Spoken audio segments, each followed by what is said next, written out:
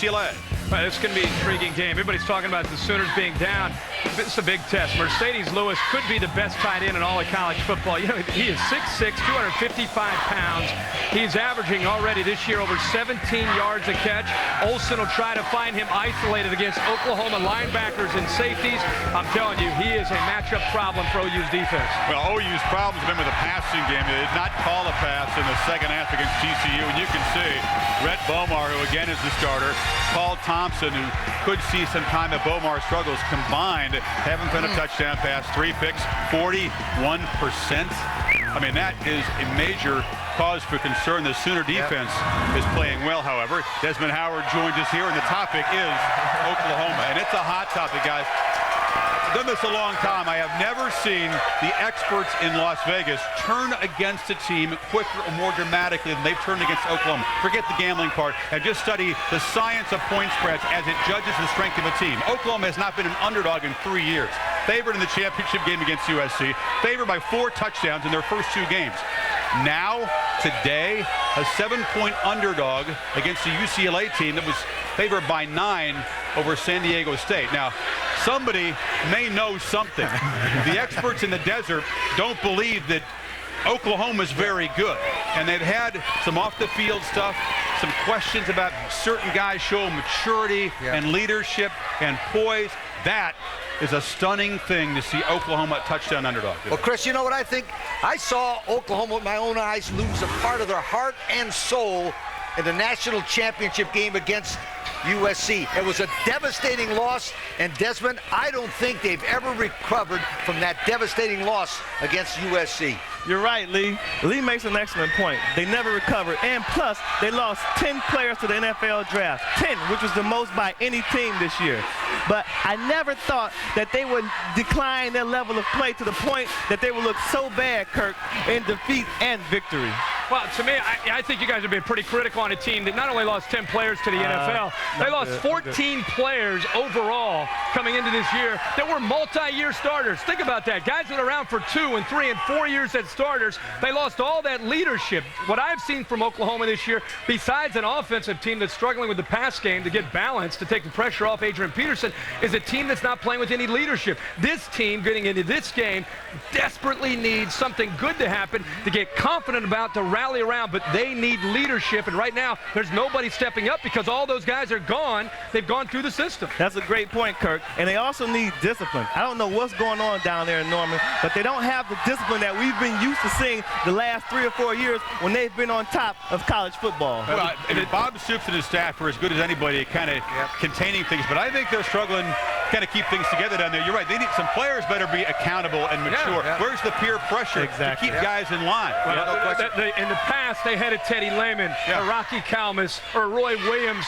Tell me who's on this team right now who is becoming that guy. This is a young football team going through some growing pains, and until they get a big win, and it could be today, they are going to be questioned, and no matter what they do. And the other thing is, talking X's and O's, they don't have a passing game, guys. They have got to get Bomar to stretch the field. Otherwise, everybody's putting 11 guys to stop Adrian Peterson. And against good teams, that's too tough. Yeah, and again, he missed some classes, missed some practices. How much will he be used today? Let's get on the field, talk about this game. You know, Vegas disrespecting Oklahoma. What about you? Well, old Oklahoma destroyed UCLA by 35 points last year. But this year, watch UCLA upset, or UCLA beat the new Sooners with an offensive attack that averages 7.8 per carry. The quarterback, Drew Olsen, is the key for UCLA.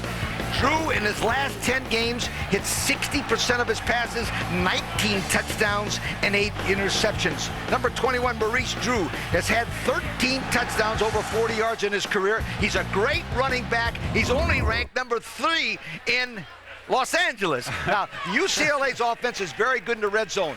10 for 10, 8 touchdowns, and 2 field goals. I take UCLA to outscore an Oklahoma offense, which is Adrian Peterson. That's their offense. I just want to say that I think great stuff with UCLA. I think all the negativity surrounding their program right now could become an insulated thing. It could become an us against the world thing for UCLA and Oklahoma. I think Oklahoma will rally, Lee, around this, use all this negative energy to go on the road and beat UCLA. I think it'll help them. Good win. It better. Otherwise, it's going to go the other direction. I know. This is a big day. This is a big day for It's up to them. Of course, Oklahoma and UCLA, there's a Bosworth connection here, the wacky ex-Sooner. That's good to see the Mohawk back on the sidelines. Bosworth used to profess a hatred for UCLA powder blue, and of course he's an Oklahoma man in today's ball game. But a couple members of the Bosworth family, Brian's nephews, are linebackers. Corey and Kyle, one of them's actually covering special. He's blowing people up. The other has yet to dress for a game. But interesting footnote tonight. Meanwhile, as Rick will beat Oregon State on their way to an 11-0 year. I like Louisville today. We talked about the Sooners, an underdog for the first time in 3 years as they visit UCLA. Adrian Peterson not expected to start. He'll miss some time because of the academic troubles, but will he see the field? Bomar, the quarterback. What happens over there? UCLA starts throwing. As soon as they get off the bus, they continue to throw. UCLA outscores Adrian Peterson because he's their only offense that Oklahoma's got. At this point, you're right. Yes. A lot of negative energy surrounding this Oklahoma team right now. I think they go on the road, use that to inspire them, and I think Adrian Peterson sits maybe early in the game, comes on to be a factor, and Bomar's going to have to play well. Oklahoma? I like Oklahoma. Delayed, not so fast. All right. Okay. Meanwhile, Fresno State ranked preseason. Paul. We see Pitt face Nebraska. Pitt off to a struggling 0-2 start. For Dave Wannstedt, Bill Callahan, the head coach of Nebraska, a couple of former NFL coaches go head-to-head.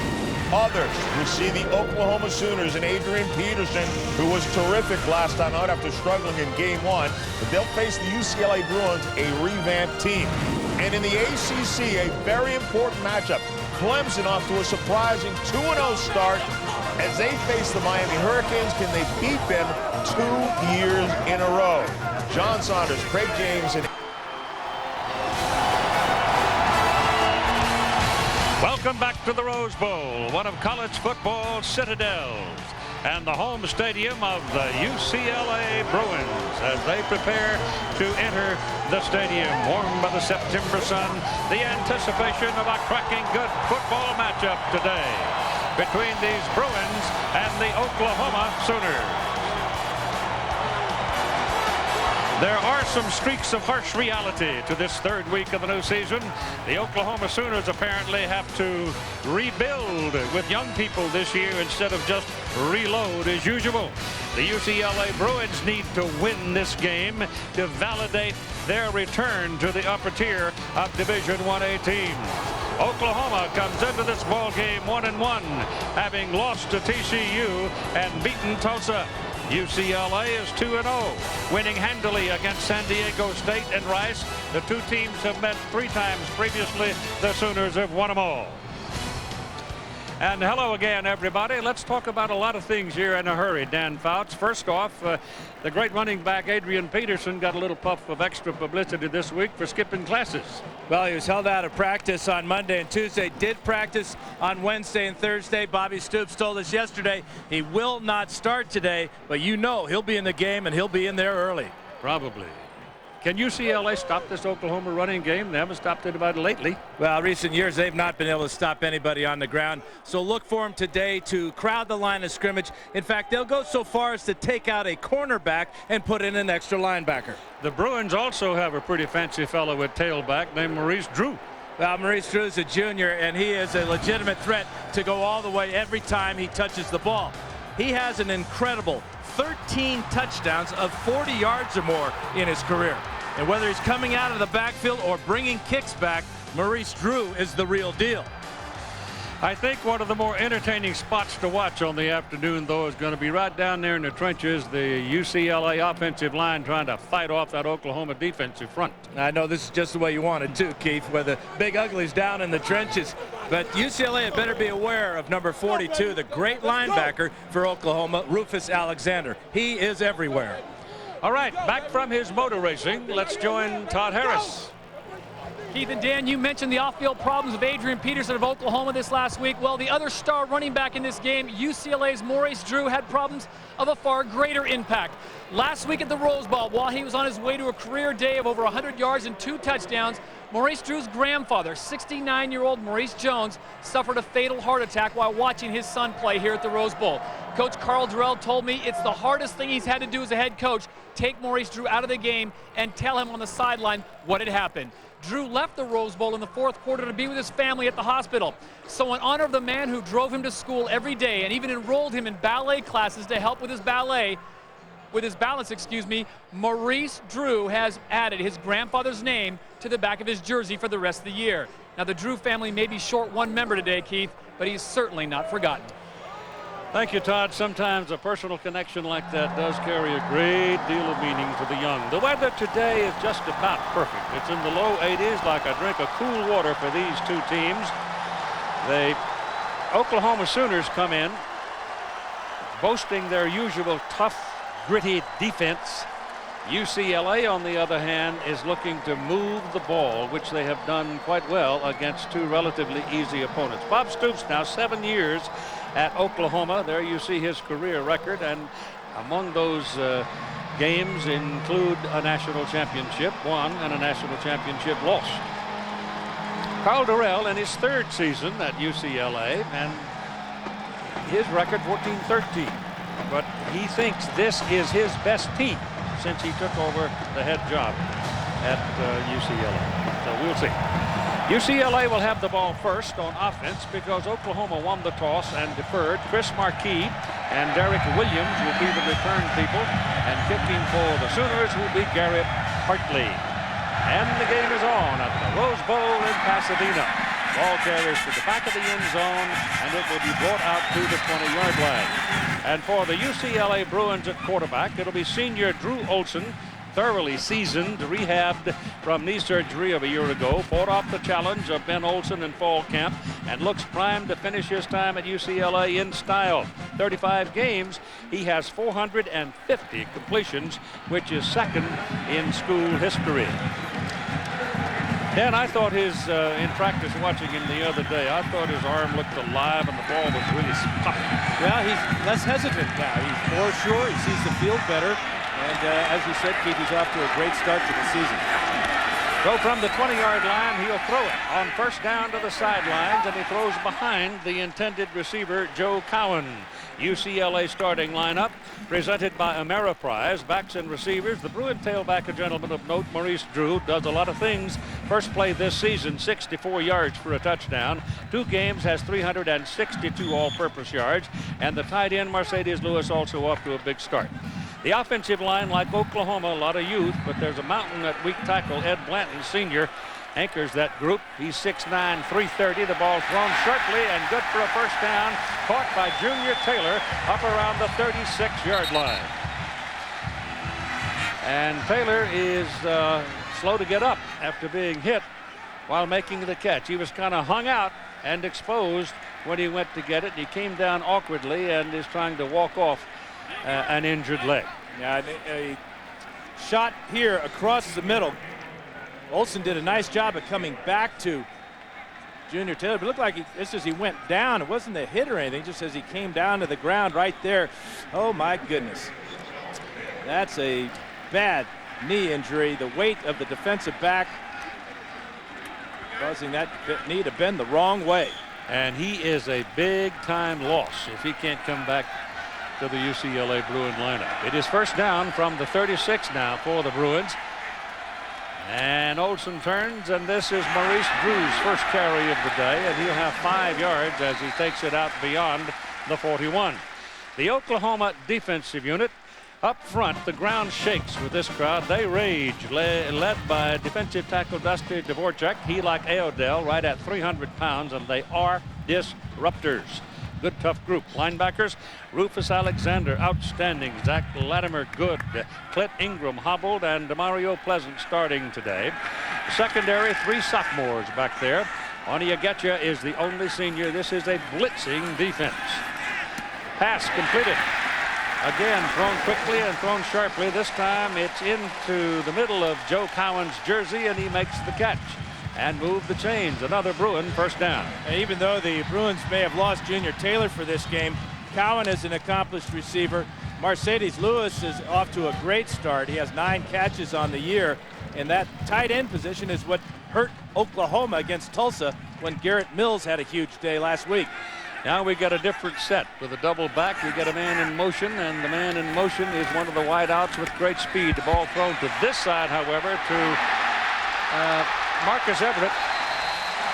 And he's got another first down as the play goes inside the 35-yard line of Oklahoma. And right now what you're seeing from Tom Cable, the offensive coordinator for the Bruins, a lot of quick passes. This is a 3-step drop, get the ball out of his hand against man-to-man coverage on the outside. Missed tackle there by DJ Wolf, and good thing that Darren Williams comes over, or Marcus Everett may be in the end zone. He too brings size and speed to the wide position. From the 34-yard line of Oklahoma, Maurice Drew carries for UCLA, and he's brought down right at the line of scrimmage. And the man that got him was Demario Pleasant, number 51, and Corey Bennett, number 97, in on the play. UCLA's had their problems when they've gone up against a team that's ranked. 2003, last time, only time in the last 11 games that they've beaten a ranked team. Second down and 10. Olsen throws it out to the side, and it is complete to Chris Marquis, who was in the running back position, and Marquis goes skating down the sidelines looking for the marker, and he gets just past it and picks up the first down at the 23. But look at how Olsen, looking to the right side of the field, knowing exactly where his outlet receiver was. Knew that Marquis was coming down the sidelines with him, and wisely gave it to the running back to pick up that big gain.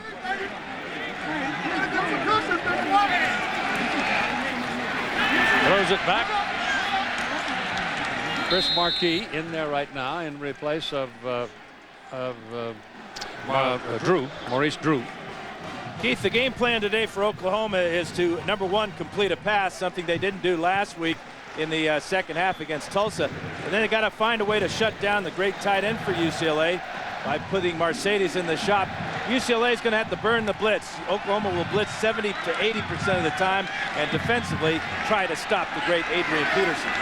Michael Petrie, the fullback, is in the backfield now. He's a pretty good receiver, and the ball is handed away to Drew. And boy, I mean, the Sooners are looking for him. A moment now with John Saunders for an update in New York. Okay, from the Taco Bell update, San Diego State on the road against the Ohio State Buckeyes. First play from scrimmage, Kevin O'Connell goes to Brett Swain, who takes it 80 yards for the touchdown. Perhaps the Buckeyes still feeling the sting of that last-minute loss to Texas, 6-0. They missed the point after. Third down and 10 for the Bruins. Pump fake. Blitz is on.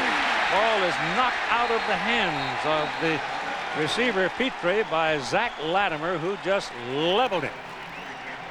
And it'll be fourth down. Latimer has the fullback in man-to-man coverage. Right there, there's the fullback. Good pressure from the outside. It's a blitz by Reggie Smith, and then there's the blow-up by Latimer, a former defensive end who's settling in quite nicely at the middle linebacker spot. Justin Medlock is in for a field goal try of 41 yards to get UCLA on the board first. Plenty of leg on it. Missed it. Hooked it. Kicking with the left leg. It is pulled to the right side, and Medlock, who has had some trouble with arthritis in his knee area, jerked that one just beyond the right upright. So the game remains scoreless, and Oklahoma gets the ball next. The Oklahoma Sooners now will get the football for the first time today, and they will begin from their own 24-yard line after the UCLA Bruins miss a field goal from there.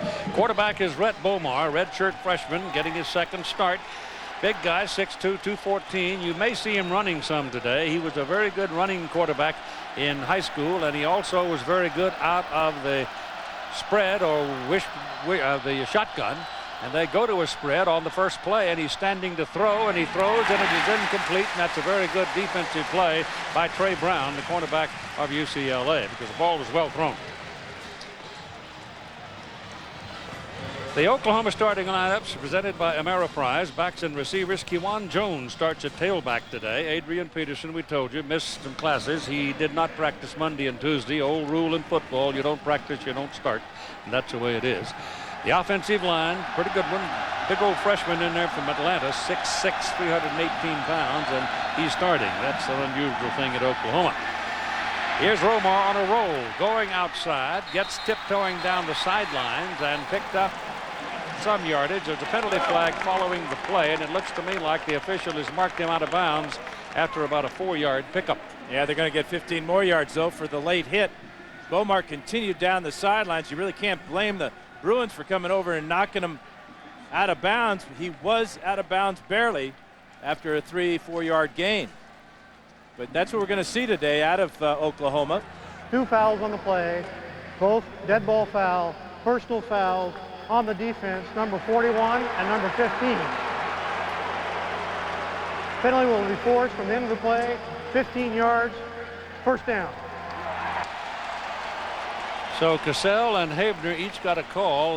Carl Durrell disputing the call that 2 men had fouled on the play. But he was out of bounds when the last man made some contact. Well, Cassell certainly got his money's worth. Not sure where Havener picked up his infraction. Doesn't really matter. You only get 15 yards. So that penalty plus the gain will move it out to the 43, where Oklahoma will have it. First down. You saw some of the speed of Bomar running the football on that last play. He's pretty quick. He'll hand this one away to Kewan Jones, and Jones will get to the line of scrimmage, and that's all. As the Bruin defense bowed its neck. It's young, too. At defensive tackle, Chase Moline's a true freshman. As a group, they're slightly undersized. Justin Hickman is the only upperclassman. Linebackers, they're pretty fancy at linebacker. Spencer Havener, already an All-American. Justin London, tough guy inside. And true freshman John Hale is starting at the other spot. And Adrian Peterson has just entered the ball game, I believe, for Oklahoma. So the linebacking core of UCLA is going to be very busy when Adrian Peterson is on the field, and you might see 4 linebackers in there at one time. Well, when Oklahoma goes to 2 tight ends and 2 running backs at the same time, a lot of teams call that the 22 personnel. UCLA will take out a defensive back, a cornerback, and add a 4th linebacker. So it's 4 down linemen and then 4 linebackers. So here's the first appearance in the ball game for 28. They're going to run a reverse this side, and it's going to work for big-time yardage. Down the sidelines goes Travis Wilson. Touchdown, Oklahoma. How about that for a call? You load up the big guy, send him one way as a decoy, and a 56-yard sprint by Wilson. A brilliant call by Chuck Long, offensive coordinator. You know, everybody in powder blue is going to be looking for 28. From the right side of the screen, you're going to see after the fake to Peterson, a nice exchange with the quarterback. And then Wilson, all he has to do is get by Dennis Keys right here, and he's gone. Because look at all the white shirts that are going to convoy him down the sidelines here. In fact, Adrian Peterson even down there throwing a block. The extra point try now for Garrett Hartley. Cody Freeby is the holder. The kick is up, and it is good. And Oklahoma jumps to a 7-0 lead at 10:47 to go in the first quarter on a 56-yard run off a reverse by Travis Wilson.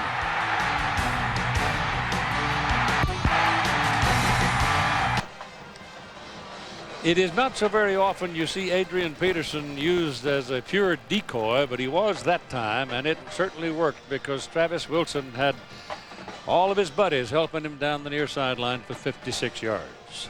Yeah, you might consider that play a gotcha. A gritty call, but they're out in the middle of the field. If you're going to try it, that's the place to try it. Chuck Long called it. And it came right after a personal foul penalty that gave Oklahoma that good field position. Right. And now let's see if the Bruins can generate some response.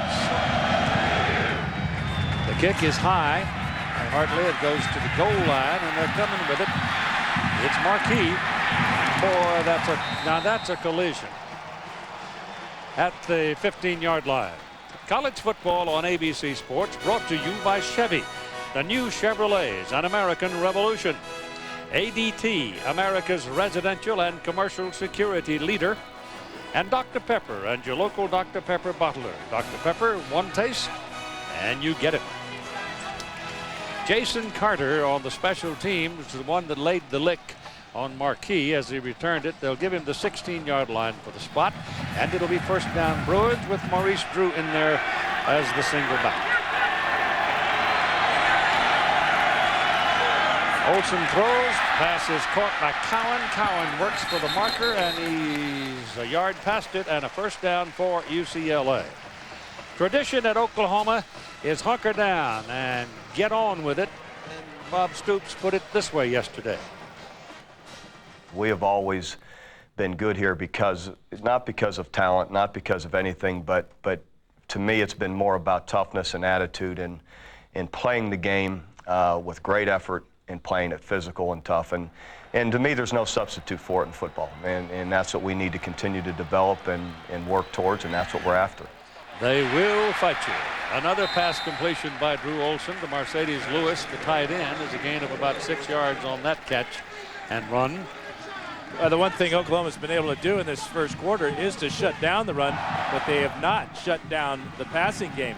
Olsen's off to a great start, and he's dealing the ball to more than just Mercedes Lewis.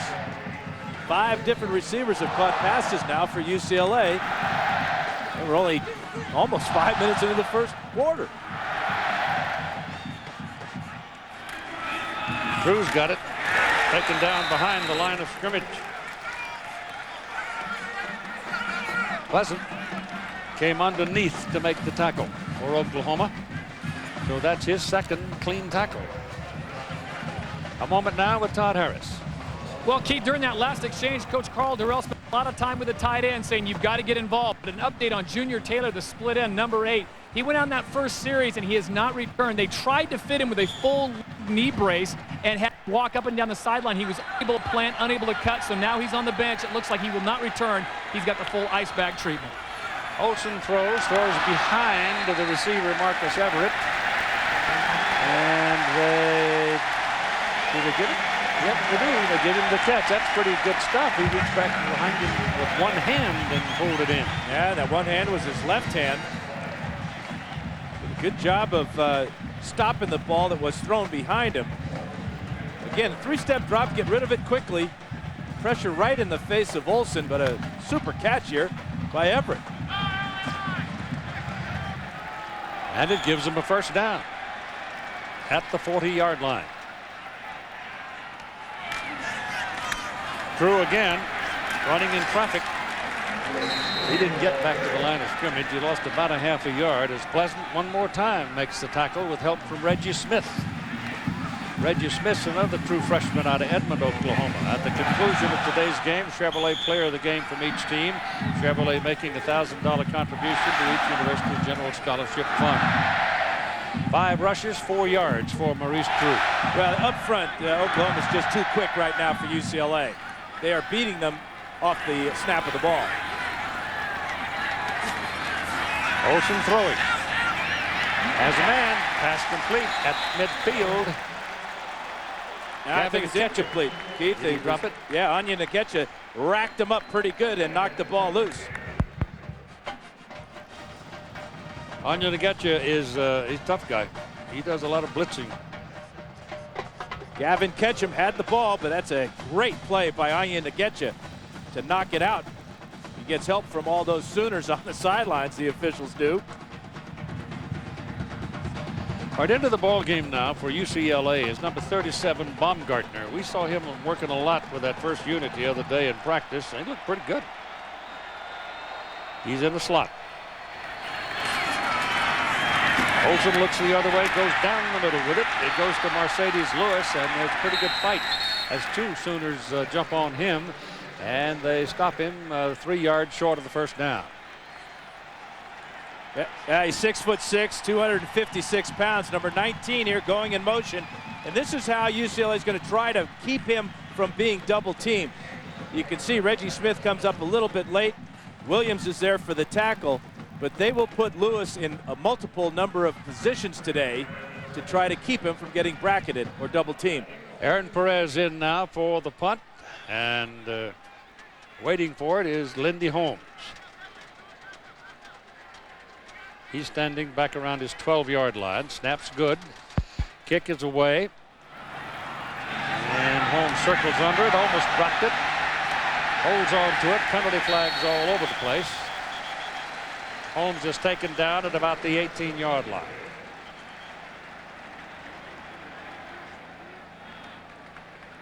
Jack Folliard is the referee. This is the same crew we saw last week work the Cal Washington game up in Seattle. Penalties against Oklahoma for a push in the back. Monday, ABC Sports, ESPN, and the NFL will join to help the victims of Hurricane Katrina with a Monday Night Football doubleheader throughout the evening and a special fundraising telethon. You'll have the chance to donate to relief efforts of our Gulf Coast neighbors who have so much need. At 4:30 Pacific, the Giants face the Saints, and then at 6, the Redskins meet the Cowboys, with the conclusion of the Giants-Saints game moving over to ESPN. And those of you in the New York Gulf Coast area will see the Giants-Saints game in its entirety before you join the Redskins-Cowboys in progress. That's Monday night starting at 4:30 Pacific on ABC.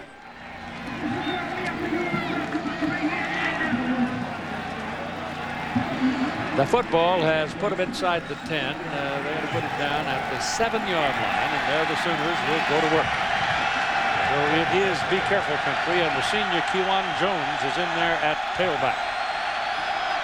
They go out of the spread. Ball fumbled by Bomar. Down on the goal line. Could be a safety. The line judge is coming in saying that he was down before the ball and he went into the end zone. Stephen Kovac is the line judge, and he came in right away pointing to the ground, meaning that it is not a safety. But it was almost a disaster. That's a fine snap by Chester. Looked like they were trying another misdirection play with Kewan Jones coming around. Let me see. He got it back, though. The ball was in the end zone, but it looked like he reached out and pulled it back. Now, this play can be reviewed upstairs. And that's exactly what they're doing if you look at Jack Folliard.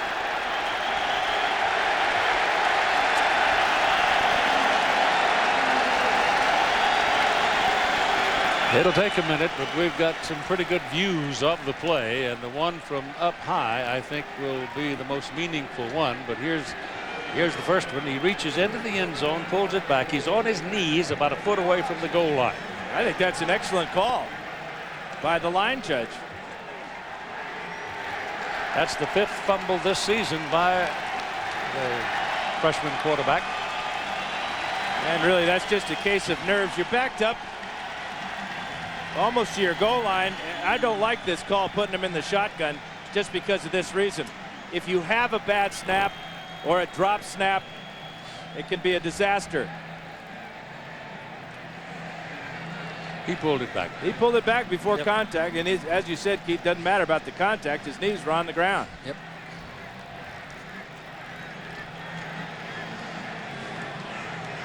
Well, he played the spread, shotgun type stuff, and ran a lot when he was in his high school at Grand Prairie in Texas.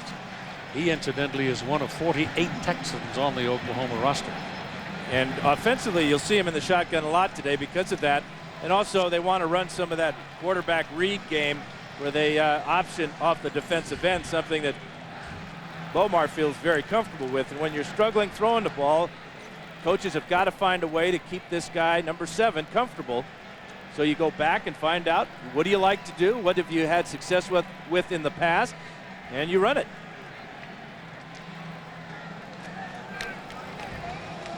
Taken a long time to make the decision, but it seems quite clear that he's with his knees on the ground. After review, there is conclusive evidence that the play was called correctly. Second down. That's right.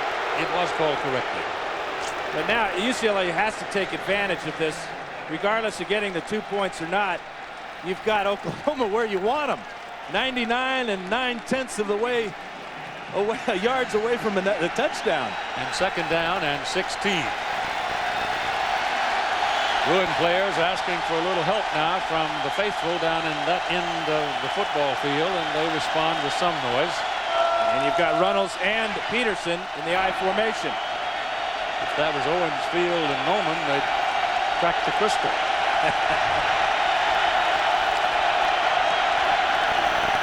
Peterson to the outside. Pursuit. 1 missed him. 2 missed him. Got him out of bounds. Trey Brown couldn't hold him. He's big and he's faster than you think he is. And he's got a good lead blocker in Runnels as he takes care of the true freshman, John Hale. There's a missed tackle.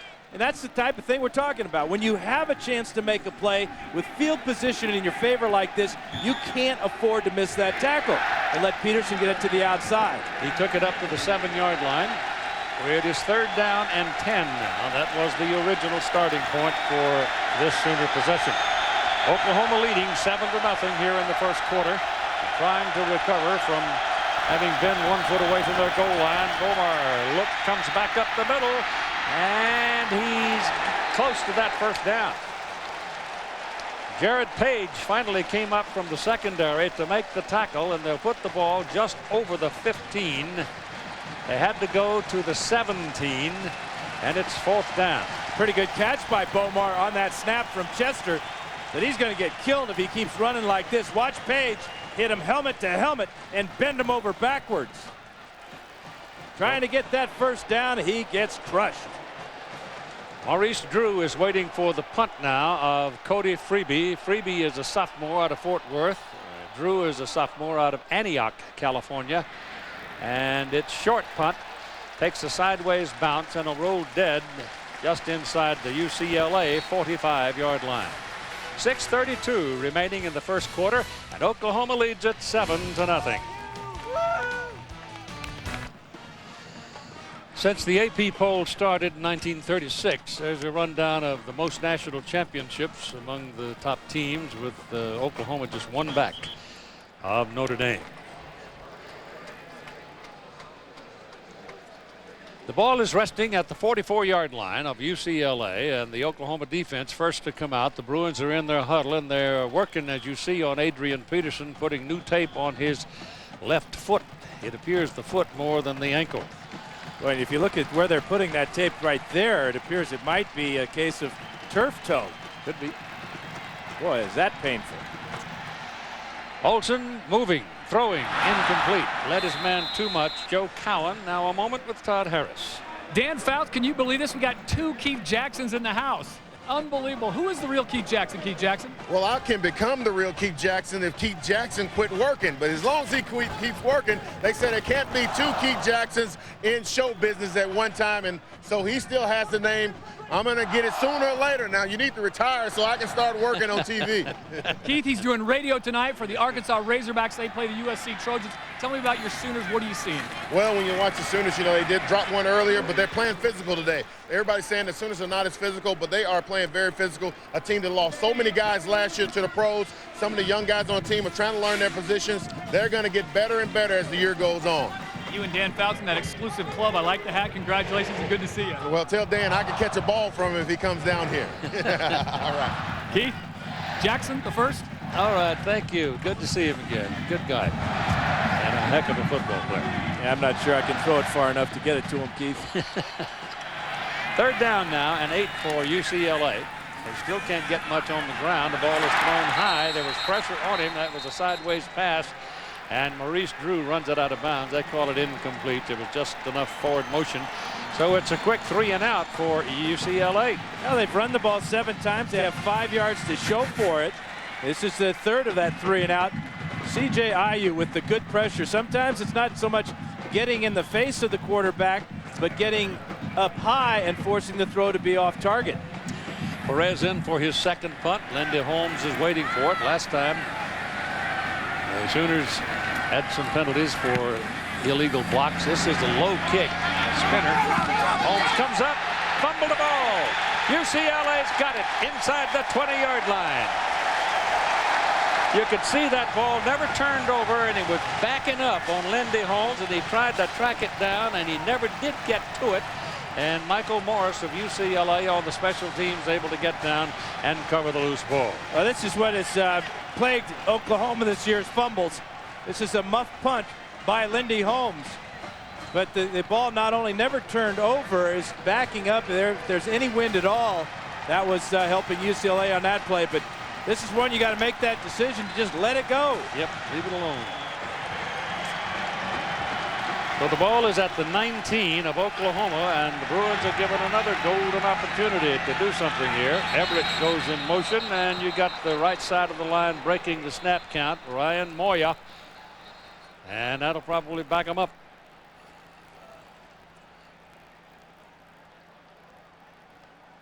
Pretty clear UCLA was offsides. Question was, were they induced by the Sooners? There's no foul on the play. Prior to the flag, UCLA had called timeout. Number 1. Well, whatever. Terrell wants to know who called that timeout. Yeah, who did that? Who did that? Send him over here so I can talk to him. We'll take the timeout too.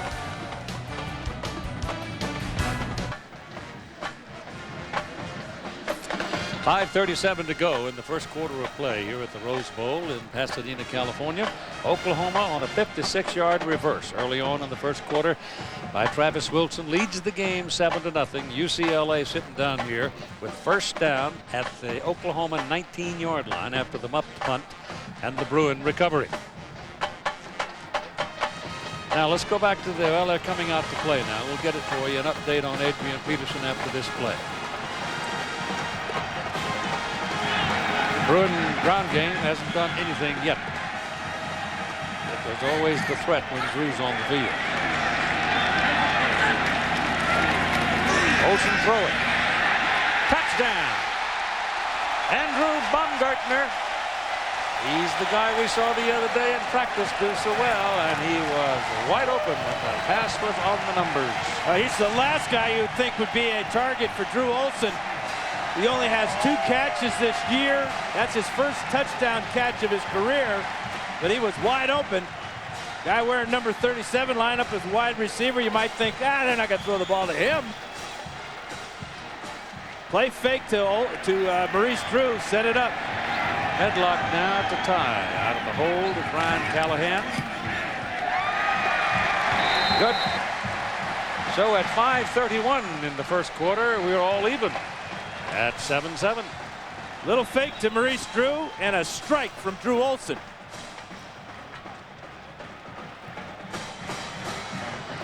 DJ Wolf was the man that banged into Baumgartner, but turned his back on him and scored the touchdown.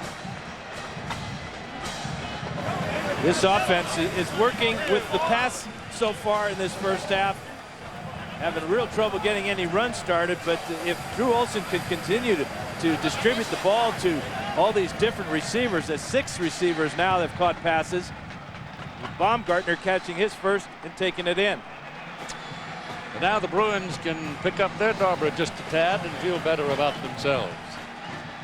As we are in a 7-7 tie, and the temperature, as we told you, is probably with this much sunshine, haze going away, we'll get into the middle 80s down on the field.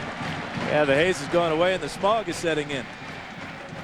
Todd, what? Well, we're still waiting for Todd's update on Adrian Peterson. It'll be interesting to see if Peterson comes out for this next series. Will.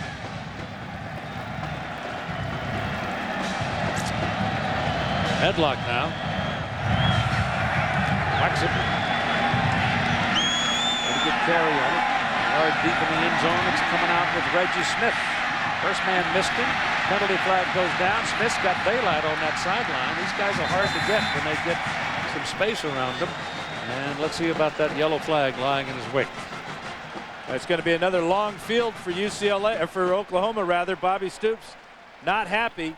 This ball is going to be backed up inside the 10-yard line to start this next series.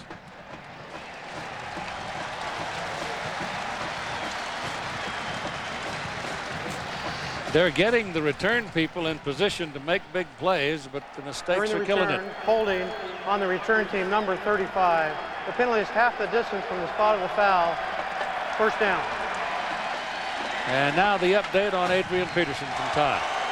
Well, Keith, again, it's his left big toe, somewhat of an aggravated turf toe again. They had to cut the sock off all the ankle wrap.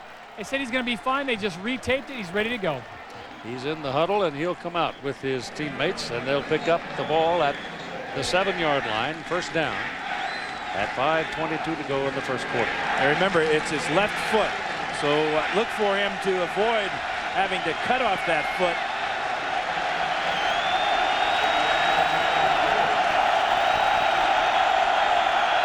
He's got it coming this way. Goes back the other way. And just like that, move the chains. First down. Chris Bush, right guard, leading on that play.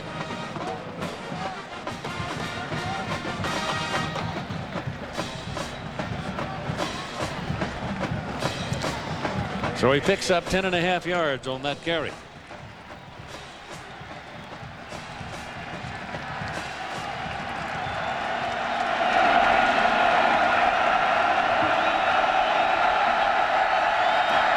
Got it again. Missed by the first man. First man has yet to make a tackle on these running backs of Oklahoma for the Bruins. John Saunders now with another update. Keith, we told you San Diego State scored first against the Buckeyes and missed the point after. Well, Troy Smith for Ohio State calls his own number and goes in 14 yards. They do not miss the PAT. 7-6 now. They've grabbed the lead over San Diego State. Keith. San Diego State, one of the teams that UCLA defeated as they opened the season down there. The ball is given inside to Peterson, and he just gets a crowd around him and then carries him. Well, the play clock has been down, as you can see, so it's up to the official, Jack Folliard, to make sure the quarterbacks, both quarterbacks, have an idea how much time they have. Back in the old days, Keith, when I played, we didn't have such a fancy thing like a play clock, and the official would just remind the quarterback sometimes that, hey, getting a little close now. You got to hustle them out of that huddle.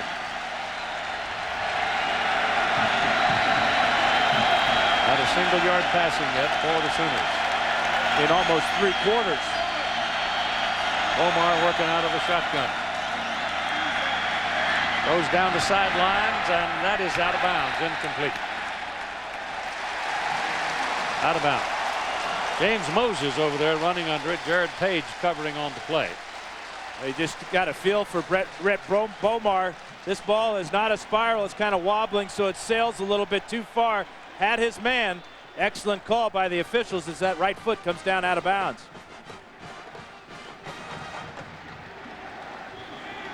And it brings up 4th down and 3. And the Sooners will punt it away with Drew waiting.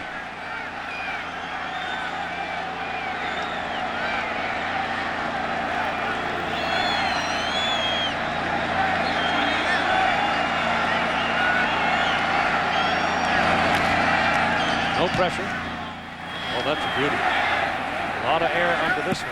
And it goes out of bounds. So they don't want Maurice Drew to get his hands on that thing.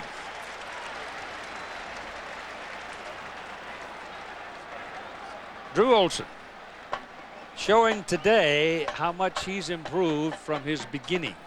I asked him about vision of the field. Here's what he said. You see about 55 yards now. I think before you see about wherever your #1 target is. Now it's, you know, it's great. You could go back there if 1, 2 is not there, you know you got 3. And so, you know, just having that in the back of your mind is awesome. And he's been practicing it very well so far. Dropped the ball. Fight for it underneath. Sooners say we got it. Nope, they don't. You can see the official right there saying down, he's down. UCLA ball.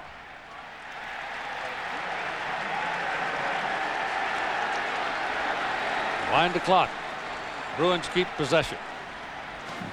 This is unusual because this is Mike McCloskey, a senior, snapping to Drew Olson. This is something they've probably done about 10,000 times. usual to see the experience dropping the ball on the ground. For it's 2nd down and 10.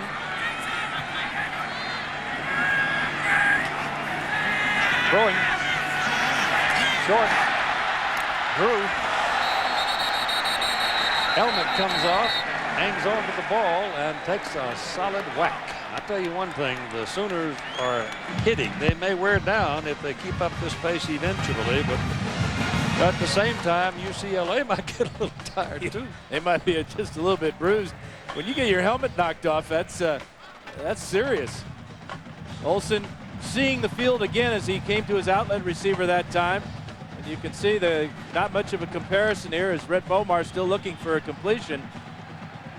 It's one of our keys to the game for Oklahoma, complete a pass. Chris Markey is in there. The play goes dead when the helmet comes off. That's the rule for the sake of safety. Time called by Oklahoma. But it's amazing at how bad the hearing gets by the defenders when they see a guy's helmet come off. They don't always hear that whistle. That's right.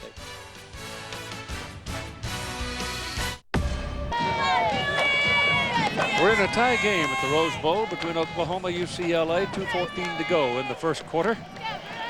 Sooners called the last time out, and the water bucket got on the field in a hurry. These two teams started their fall camps, and both of them were living and working in mid-90-degree temperatures, so mid-80, not going to bother them much.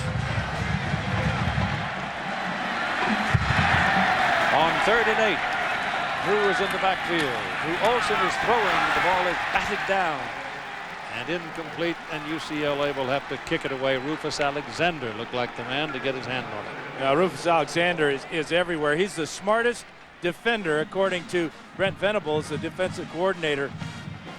Thinks of the game and coaches from a coach's perspective. And when you have that as with an athlete as good as Alexander, you get plays just like that.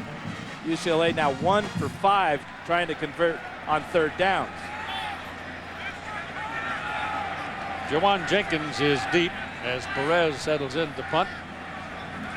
This will be his 3rd of the day. Oh, this is one that can be run back. It's a low line drive down to the 18-yard line. First man misses Jenkins.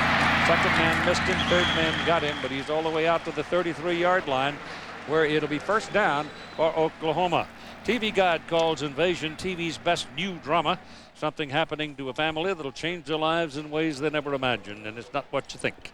Invasion begins Wednesday night at 10 Pacific. It follows the season premiere of Lost, only on ABC.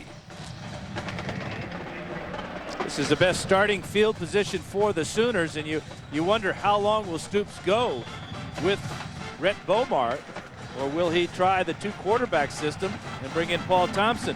Thompson is ready to go, but he hasn't exactly set the world on fire himself. And he started the first game for him. Ball is handed away, and it fumble. Bruins have a shot at it. Oklahoma, I think, may have been able to get to it. Let's see. As they unwrap them.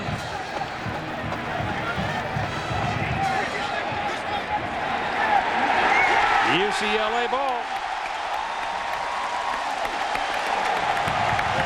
So mistakes. Oklahoma's lucky to be even. Watch number 11 here. This is Dennis Keys. Watch as he comes up on Peterson. Peterson thinking, hey, I've got a big game going here. That ball bounces back about 10 yards, and a lot of blue shirts underneath there to dig it out. Great hit by Keys as he drops his helmet right on the football. That's why the football bounced so far backwards after contact. And the Bruins get it at the 34-yard line. 8 turnovers in 9 quarters so far this season for the Sooners. Last night. Got an I formation going. Drew Olsen looking to throw, has no time, no chance, as Demario Pleasant, who stepped in as a starter at that outside position, he makes 4 tackles now. And that's his first sack of his Sooner career. But you noticed how Olsen had to stop as he was getting up into the pocket, held the ball a little bit too long, and right now the Sooners are starting to figure out how to get pass pressure. Knocked the pass down on the last series of plays, open up this series with a sack. And put the ball back at the 38-yard line. A loss on the play of 4. It'll be second down and 14. Got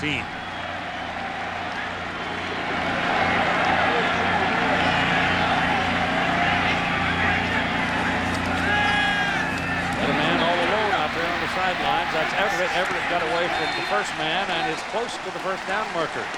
Looks like he may be a yard or so short. And that's really good job by Olsen reading the coverage. He saw the blitz was coming. And although he dropped the ball out to Everett on the outside, Everett pretty good at this little move to get extra yardage down the sidelines. Mercedes Lewis on that play was wide open going down the middle of the field. Everett's a sophomore, 200-pounder out of West Hills, California. Third down and 1. They haven't done anything on the ground, but they try again, and they're not going to get it. I mean, he just smothered. He never saw the line of scrimmage. Corey Bennett, the first to hit him. Well, it doesn't matter if it's Bennett or Odell or Thibodeau or Dvorak or Ayu. They are just beating UCLA to the punch.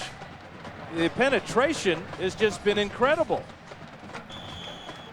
As soon as Maurice Drew gets the ball, there's a red helmet right in his lap. So here's Medlock. Justin in to try to give UCLA its first lead in the ball game. 7-7 with 13 seconds to play in the first quarter. This is a 44-yard try. And it's good. It's good, and UCLA goes on top 10-7, and they did it because of another Oklahoma mistake. A fumble, ball knocked out of Peterson's arms by Dennis Keys, and the Bruins get some points out of it. 3.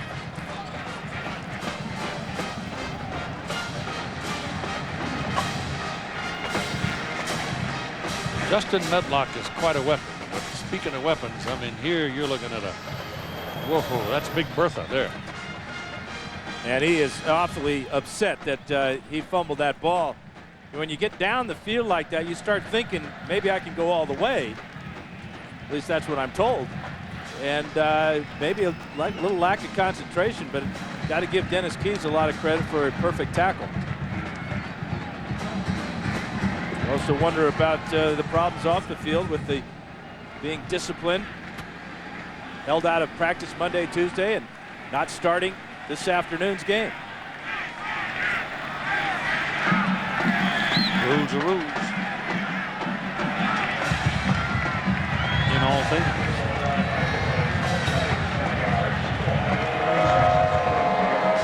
Medlock now will kick it off. 10-7, UCLA leading.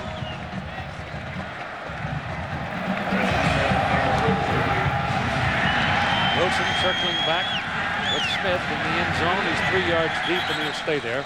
It'll come out to the 20-yard line. First down.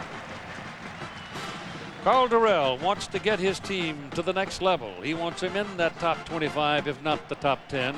This part of our conversation earlier this week. Games like this, you have to have some continuity and some ability to create balance or control the line of scrimmage. You know, you got to have a defensive line that can do the same, and an offensive line in the caliber of opponent like an Oklahoma or any other of those top programs in the country. So we feel we're on the verge of doing some great things, and it's a matter of time for us to get ourselves in the same line. The offensive line today for UCLA is going to have to do some talking to itself. They have not been able to handle the defensive front of Oklahoma. They have not been able to move the ball at all on the ground. Very seldom can you win without doing something on the ground. This is Peterson, and there's a loss, and there's something for Justin London. End of the quarter as Justin London cracks through and takes Adrian Peterson down for a loss of about 4 yards. It's 10-7 UCLA after the first quarter.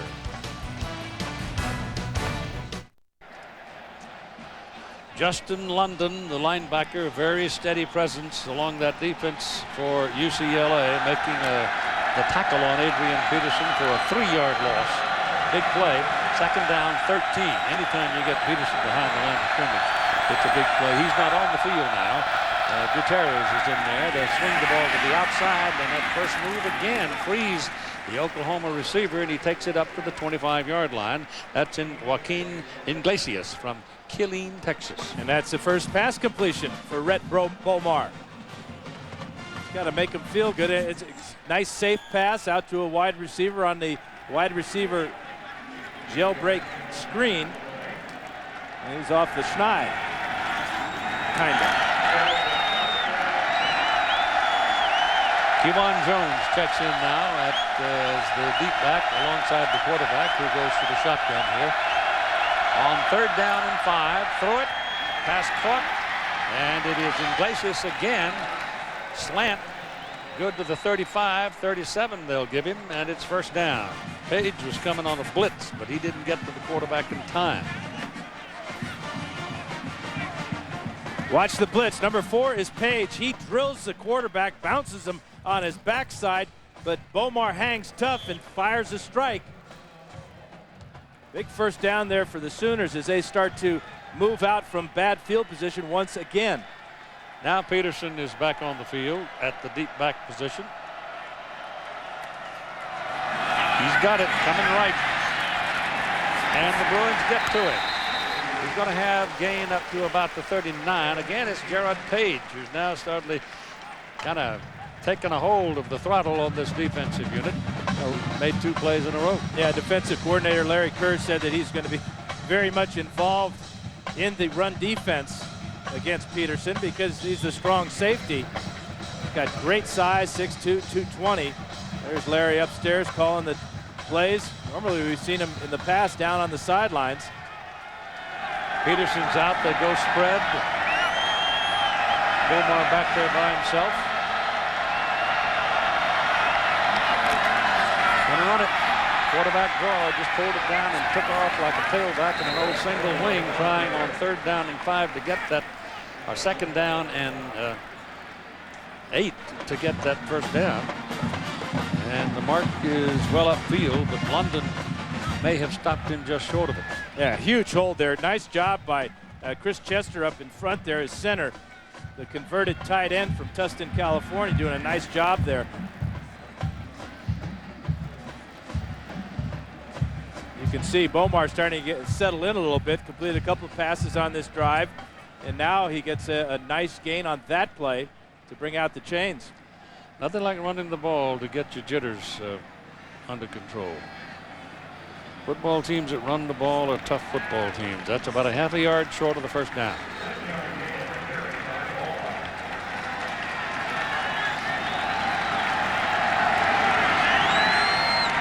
UCLA's run offense, 10 attempts today, negative -1 yard. Wow.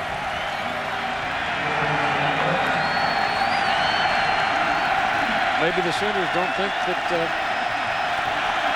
they can beat him with the pass.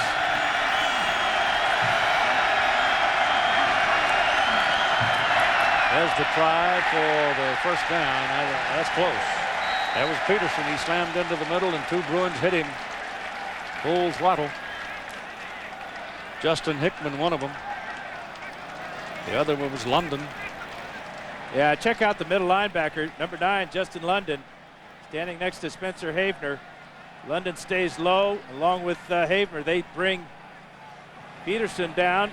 And again, I don't think he got it, Keith. Doesn't look like it. He spins there, and he's still a good 6-7 inches short.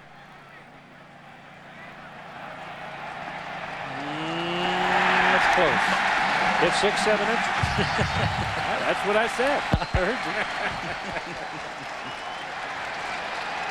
Well, last week the play of the game for the Sooners was this 4th down and 1 in the 4th quarter. Peterson ran all over Tulsa on his way to a 41-yard score, and the Sooners went on to win 31-15, and they're going again. They need about a foot. Bomar pitches. Peterson's got it. And I think this time he may have it. London again on the tackle for UCLA. So Justin London's been involved in the last 5 tackles.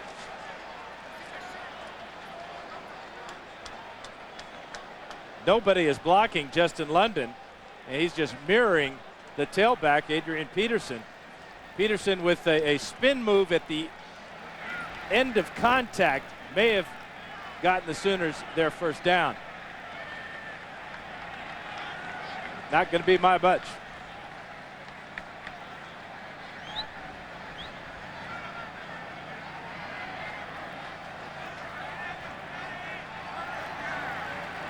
Length of the ball.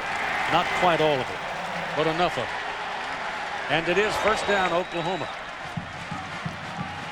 So we used 2 minutes and 50 seconds trying to get that first down for the Sooners. Didn't come easy. Yeah, you can't blame London for going low on Peterson. You've got to wrap his legs up because if you go high, he's got the strength to knock you off and go the distance. But because London went low, Peterson's strong enough to twist and turn and pick up that first down. He didn't get any help on the top level, did he? Nope. Well, here are the Sooners first down at their own 47-yard line. Some pressure, the ball thrown downfield, and it is caught, looks like. Travis Wilson goes up and beats Marcus Cassell and makes the catch. Now Wilson's got 3 inches on Cassell. This ball is going to float for an eternity for Wilson. Look at the ball way up in the air. That's just a great effort. Cassell was right there, but the strong hands of Travis Wilson hauled that ball in. As you can see, Cassell was trying to knock it down with his right hand. Great play by the senior wide receiver for 27 yards, Travis Wilson. 2 big plays for him today. First down at the 26 now for the Sooners at the UCLA 26. They trail by 3. They're looking for the lead. The 10-7 ball game goes to Peterson, bouncing to the outside. And coming across to make the tackle is Jared Page. But he got something out of nothing because he bounced off the block of Chashon and took it down to the 20. One of the Bruins' best defenders, number 41, is Spencer Havener. He's got over 300 tackles in his UCLA career, but he gets taken out of the play by J.D. Runnels. He was tackled. Yes, he was. Peterson now with 32 yards on 10 carries.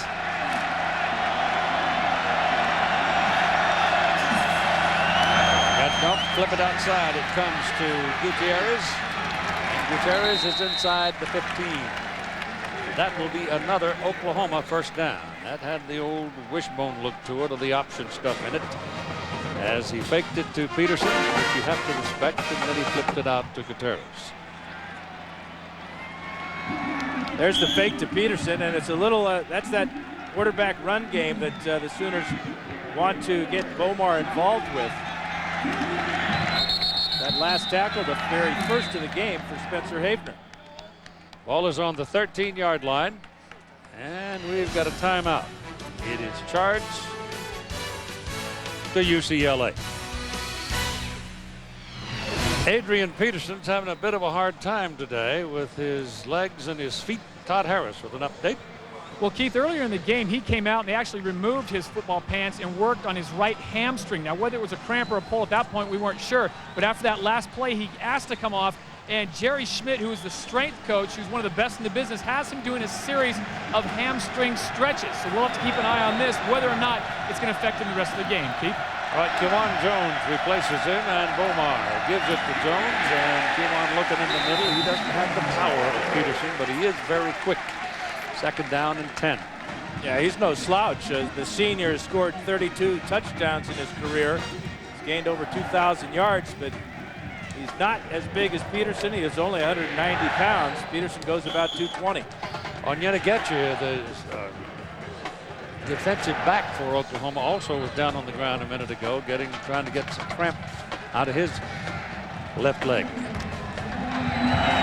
Ball is on the 14-yard line, second down, 11, and Hickson is in there, number 35 for Oklahoma now on the left side of the quarterback. He gets the ball, goes right up the middle, nothing fancy, just hammers away to the 10.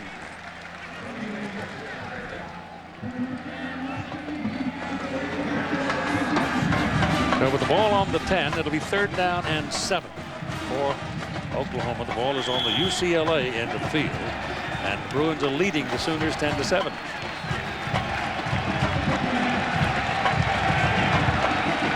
New people coming onto the field for the Bruins. Oklahoma only 1 out of 4, Keith, on 3rd down conversions. On 3rd and 7. Has some time, a lot of time.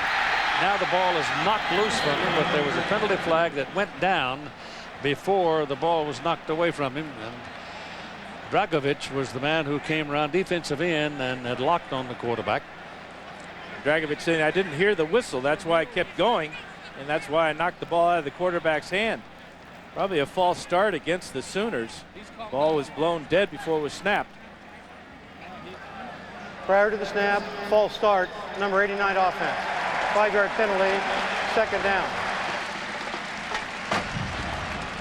Time for our Nissan drive summary. It's been a good long drive for Oklahoma, and it's been this man, Rhett Bomar, who's provided the key plays.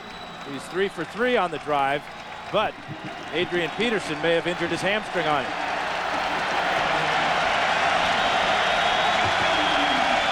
Peterson's coming back. On 3rd down and 12 now, with the ball at the 15-yard line. Peterson's come back on the field. He's back there with Bomar. Bomar looks to throw. Gets it away into the end zone. It is incomplete. Intended for Quentin Chaney. All right, that ball should have been caught. That was a fine throw by Bomar. Chaney, a redshirt freshman, just couldn't quite haul it in. This is part of the problem Oklahoma's had this year. Inexperienced wide receivers at 6'5", ball thrown where it should be, nice and high. Let him go up and get it. Got to bring that one home. All you quarterbacks talk like that. Especially sitting up here. Get a field goal try now from Garrett Hartley of 32 yards to tie the score here in the 2nd quarter. And it's no good. Wow, it hooked around the post. It landed right in the middle of the goalpost, but it went around the right upright. Look like one of your 3-woods, Keith. Yes, my 3-woods are usually about 6 feet off the ground. 9:28 to go in the half.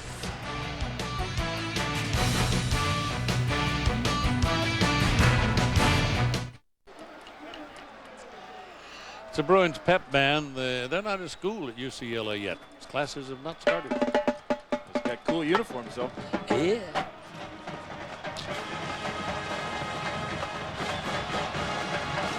Let's look at young Hartley there. And that big high hook. Took him just beyond. Bruins coming out to the 20. Throw it to the outside. Got a man over there wide open. And he just dropped on down the sidelines. Mercedes Lewis. How does a guy 6'9" get lost like that? Well, that's what the formation will do for you sometimes. You move them around, you get them out wide. And man-to-man coverage, sometimes it just gets lost.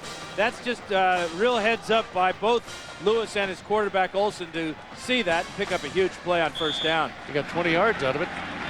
Chris Marquis is in the backfield now for UCLA. Marquis cuts it back into traffic, and that may be the biggest run of the day. I guess Maurice Drew had 5 yards on his first carry. And now Marquis picked up just about 5, maybe a little less. Marquis is a solid backup running back for the Bruins. Had a huge game in Eugene last year when Maurice Drew was injured. Mike McCloskey, the center, has come off the field for UCLA, shaken up. And Aaron Meyer is listed behind him, a freshman out of Luling, Louisiana, which is also where Chris Marquis comes from. This is a huge loss for UCLA if their senior center, McCloskey, can't go.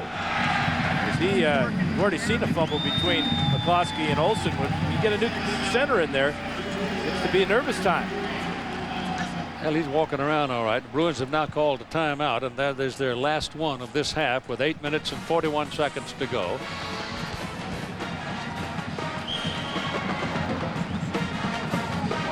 And they will take the timeout. And we're off across the country to John Saunders. Key for the BCS Spotlight game presented by ADT Update. Clemson against Miami. Miami scored first on a field goal, but that's Charlie Whitehurst, 8 yards to Cole Downer. 7-3 is the lead, and Clemson with the ball now marching again. Back to you, Keith. Tommy Bowden's kind of quieted the thunder and lightning in South Carolina right now, hasn't he? He has a way of doing that, doesn't he? Always seems to be in trouble. Yeah, well, gets out of it. Having Steve Spurrier come in, you know, is probably giving him a little more breathing room too, because Steve stirs up the milk. Time for our Pacific Life game summary. OU got off to a great start on Adrian Peterson's first play of the game. They're going to fake the ball to him and give on the reverse to Travis Wilson. And he's going to take it 56 yards for the touchdown. But things got a little hairy for OU. That muff punt by Lendy Holmes, recovered by Mike Norris, led to this 19-yard touchdown pass from Drew Olson to Andrew Baumgartner, 10-7 UCLA. Bruins come to the ball now. 2nd down and 5 from the 45. They run it to the right side, and it comes to the line of scrimmage. Chris Markey carrying, and Zach Latimer won that by a round. He took him right down. Latimer, the former defensive end, this is just his 3rd start as a middle linebacker, playing with a couple of great ones alongside Rufus Alexander. Clint Ingram is not playing today. He's got a bad hamstring, but Demario Pleasant has done more than enough in filling in for Ingram. 3rd down, a long 4. McCloskey is back in. I think that timeout was taken just to get him to come back in. And there's the receiver for UCLA falls down, got tangled up with Yonagetcha, and the ball sails away. And finally, here's the flag thrown at that spot. And let's see what they call here.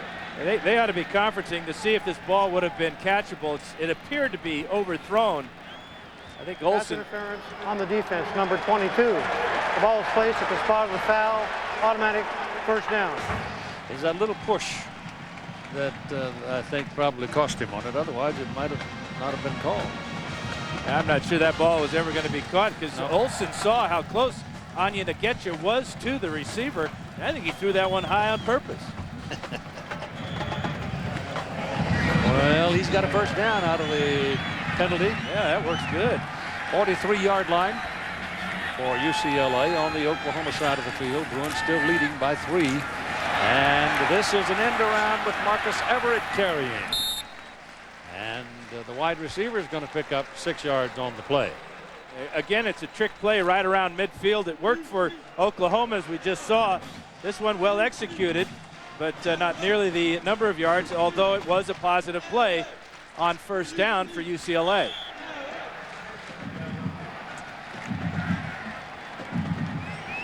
They're searching through the playbook. Tom Cable. I'm sure that Tom's had a lot of conversation with that offensive line, too. That's his baby. 2nd down. Short 5. Olsen throws it off the hand of Mercedes Lewis. Trying to move the pocket is Tom Cable. Sooners had been zeroing in on Drew Olsen in the classic drop back spot, but they roll him out this time. He has a clear throwing lane to his big tight end, and Lewis can't get his other hand on that ball, but he's got what he wants. Single coverage on strong safety, Darian Williams. Drew is in at the single back. Maurice Drew. Olsen throws it again, throws it very hard and misses Everett. He was trying to get him just past the marker and drill the ball into him, and he couldn't do it. Now time for this week's Aflac Trivia question. Who was the only UCLA Bruin to be selected first overall in the NFL draft?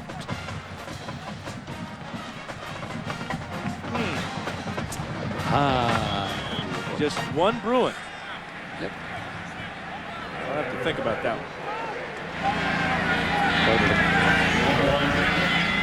What? Never mind. I got it.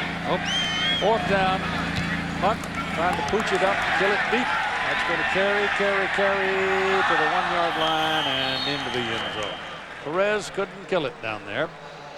And so it'll come out to the 20 for Oklahoma. College football on ABC Sports, brought to you by Nissan, who reminds you to ship the way you move through the world. Aflac, ask about it at work. IBM, become an on-demand business. IBM can help. And Napa Auto Care Centers, Napa, get the good stuff. It appears Adrian Peterson is feeling okay. He's going to join his teammates on the field for this series. It's a big series as we get down to the end of the first half. 7:03 to go in the second period. Peterson's lined up deep. Bomar dropped the ball, has to cover it. Loss of a couple of yards.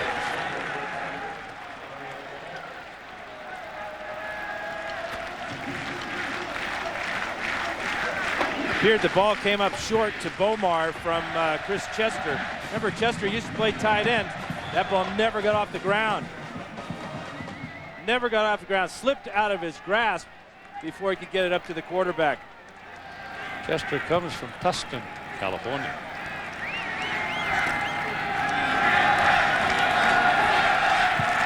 No second down. About 12. Peterson's out. Kewan Jones in. And Bomar wants to throw it. Goes deep down the sideline. And it is incomplete. Pretty good coverage by Cassell on Wilson. Inexperience, expectations. They don't necessarily go together, but let's talk about it with Bob Stoops. I don't want to sit here and make excuses just because we're young, but in the end, we don't have the most experience in maturity, and we're developing that. I believe we're capable. I believe we're better than we've played, and we've got to show it. The Big 12 Conference doesn't get into conference play until October 1st. And then everybody plays everybody. So that's when the conference game starts. Ball thrown to the sidelines and incomplete. Pretty good wrestling match going on between Chaney and Trey Brown, and Brown won. Yeah, ball thrown just a little bit too far to the inside. That allowed Trey Brown to recover and strip the ball from the true freshman, or the redshirt freshman, Quentin Chaney. Watching this ball is thrown to the outside. Chaney doesn't have to reach back. But boy, when you got coverage as tight as Trey Brown had on that play, and Marcus Cassell on the previous play, the Bruins are in good shape in their secondary. Defenses on both sides kind of taking control here for a little bit. Maurice Drew is waiting for Cody Freeby's punt. This is where Drew can really hurt you. That's a short, high kick. Takes a good bounce for Oklahoma, though. Goes inside the 35-yard line. No chance for Maurice Drew to get a hold of it. So the ball is at the 35, where it'll be first down for UCLA.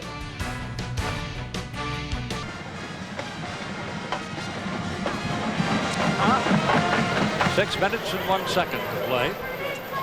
Ball is on the 35-yard line. Now belongs to UCLA. They're into the field, and they lead by 3 points, 10-7.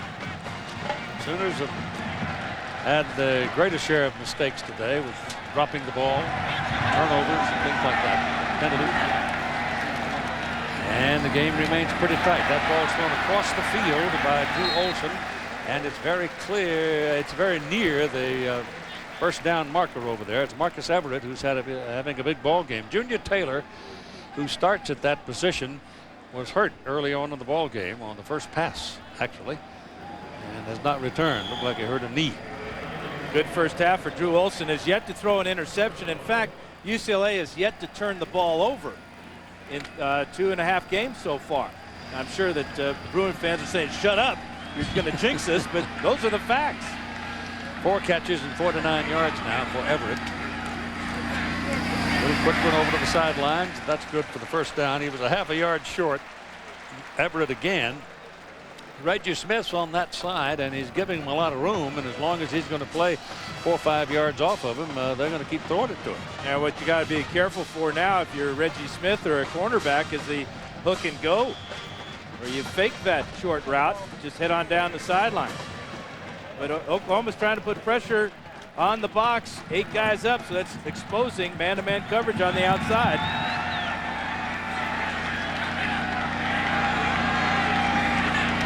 First down just short of the 49. Here goes Drew.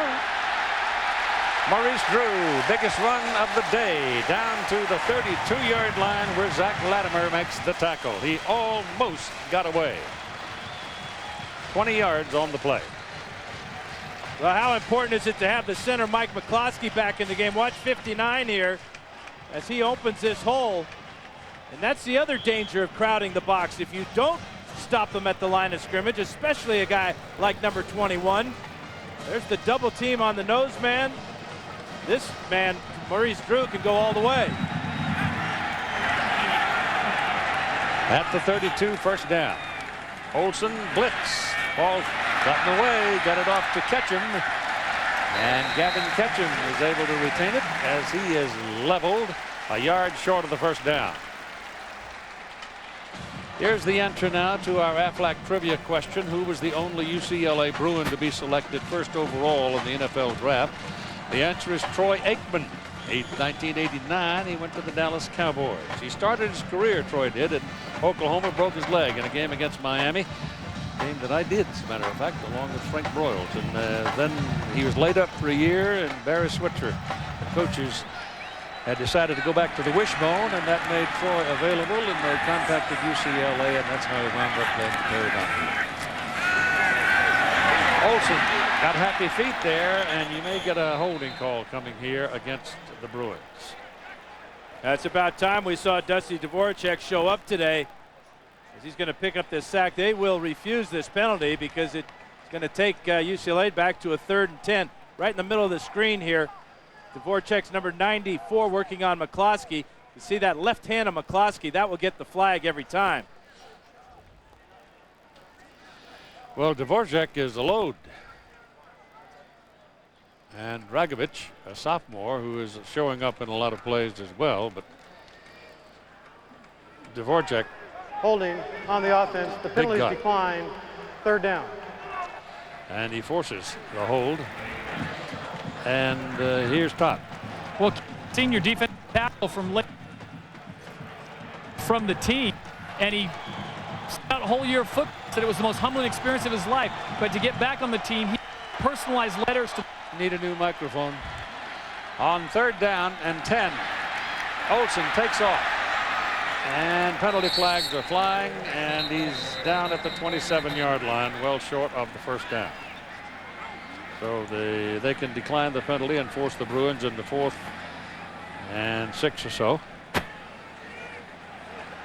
And it is obviously holding against UCLA, and let's see what the Sooners decide to do with it. Dvorak was out of football for a year, and it changed him. He's a different fellow now. And he admitted that he really sorely missed football. So he changed his ways. And there he is. That's still the best way of disciplining players. Take away what's most dear to them, and that's playing the game. Holding on the offense, number 73. 10-yard penalties enforced in the previous spot. Repeat, 3rd down. So that backs him up considerably. All the way to the 42. And it'll be 3rd down and 20. And basically taking them out of field goal range, or at least putting Medlock at a very difficult situation. He got Baumgartner in there, that slot spot where he made that big play earlier in the ballgame. Now you got some movement along the front, and I think the Bruins' concentration broke. They're going to get called for false start. Well, they hadn't had any penalties up to this point. They've had 3 in the last 3 plays. 5-yard penalty, 3rd down. So it'll be 3rd down and 25 now. At halftime, you got the Valvoline halftime show with John, Craig, and Aaron. And they'll have some contact with the LSU Tigers about that 4th quarter comeback for a win at Arizona State last week. The impact it had on the state of Louisiana. It's 3rd down and a half mile now, 25 yards. Olsen back, going to throw it. If he has time, goes to the sidelines. The pass is completed down to the 35 for Marcus Everett, who continues to have a big day. 5 catches now. But that completion brings Medlock into range. He's 3 out of 6 from 50 yards or more, including his career long of 52. So that third and a half a mile, they picked up a quarter mile, and they got a chance of getting some points now.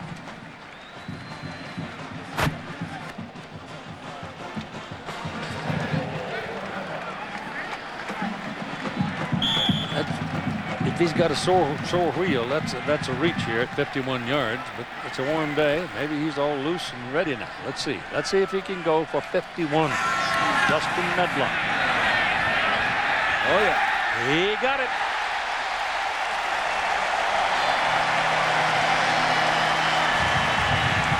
Yeah, that's where that new rule really hurts the defense of not being able to leap and come down on a teammate or an opponent.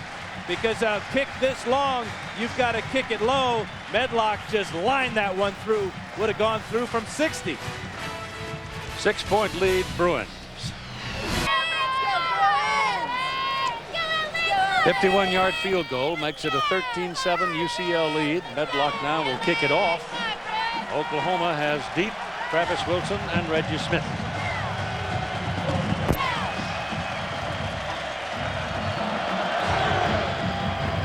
Good long hanging kickoff, back 3 yards deep in the end zone, and Smith takes it, and Wilson, the senior, says stay there. It'll come out to the 21st down next Saturday. ABC's regional doubleheader kicks off at noon Eastern, where you'll see either Iowa, Ohio State, or Colorado, Miami. At 12:30, it's Notre Dame, Washington, or Georgia Tech, Virginia Tech. Those of you on the West Coast will see USC at Oregon at 4 Pacific. Yeah, Heisman Trophy winner Matt Leinart, another finalist Reggie Bush for the Trojans. They've got Arkansas tonight. The Ducks have Fresno State, senior quarterback Kellen Clemens. Ducks looking for a running game and looking for some help from that great Autzen Stadium crowd, and I get to drive to work next week. No rooting though. No. Quack, quack. Pass is down the sidelines, and it is caught by Travis Wilson. Good throw that time by Bomar. He just put enough air under it, giving Wilson time to get there and move the chains. Yeah, as opposed to a pass he threw earlier in the game where he floated a corner route, this one is thrown very well. Nice route by Wilson to get behind the line, or the defensive back, Matt Cassell. And the ball was right on target. Not a bad afternoon for Travis. 37-yard line, first down. 38, actually.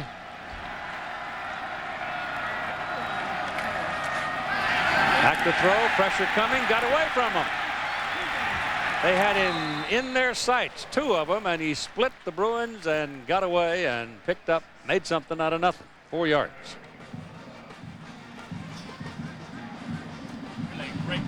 Really a great effort that time by Bomar. Shows you not only his running ability, which is pretty good, but his toughness and competitiveness. Refused to go down here. A couple of Bruins going by, getting hands on him. Finally takes Havener and Whittingham to bring him down. To the 42, make it 2nd down and 6. That's Wilson going across the backfield out of the shotgun. Pressure coming, the blitz, and the ball is thrown, pass complete, Peterson, and it's going to be first down. Cassell made the tackle. The first contact by Bruin defenders, more often than not, they're not getting them. Slipping the tackles. And the quarterback is continuing to get drilled, though, after he lets it go. Watch this one. Page again, and Whittington. But Peterson broke a tackle that time of Spencer Havener, something you don't often see. Continue to spread him. On first down, Bomar lets it go down the middle. The pass is caught. That's another Oklahoma first down, and it'll be at the UCLA 39-yard line. James Moses.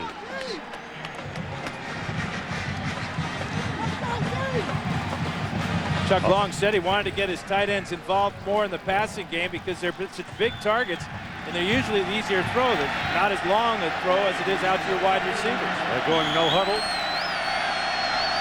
Pressure's on the Bruin defense. They're moving the ball. The ball is slapped at the line of scrimmage, and it's incomplete.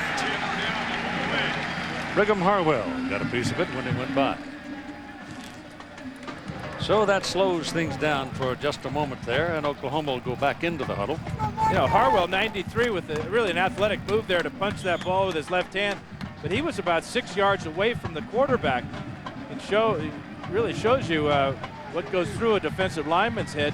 If I can't get to the quarterback, at least maybe I can knock his pass down. 2nd down and 10. Staying in the shotgun. Omar running it. Turned upside down on the tackle by Dennis Keys. But that's going to be another 1st down. Now, by going to this hurry-up offense, it appears Oklahoma's offensive line now is wearing down the Bruins. Bomar doesn't care too much about this great tackle because he knows he's got the 1st down. Watch as he secures the ball with both hands right there. Ball is at the 22. Thrown to the sidelines and caught. Pass complete to Joe John Finley, his first appearance under the ball today, and he made the catch. Sophomore out of Arlington, Texas. Right now you're seeing a young man's confidence just explode on the scene. Directing the offense, running the ball when he has to on design plays, and his passing has been right on the mark. Peterson now is the single back and gets the ball. Well, he runs downhill. And he takes people with him. He did. He took Bruce Davis with him. Bruce Davis hit him right about the line of scrimmage, it appeared. And Peterson's strength took him for a ride. 6 yards, 2nd down, 4. Back they go to the shotgun. Peterson now in motion, and Bomar looks in that direction, gets some heat, gets it away, intercepted. No, it is not. I'm sorry. It is not. Travis Wilson came across and picked it off right in front of a Bruin defender who was licking his chops. Watch as he steps up in the pocket. He wants to run here. Now he sees number 4 break open and puts it right on him. That's so important in a crowd, especially down by the goal line. Throw it right on the receiver. Don't lead him at all. And he threw it with some mustard, boy. He put it in there. So here are the Sooners knocking on the door to regain the lead. Tackle behind the line of scrimmage. Penalty flag goes down. Peterson brought down by Justin London, who's got a handful of tackles now.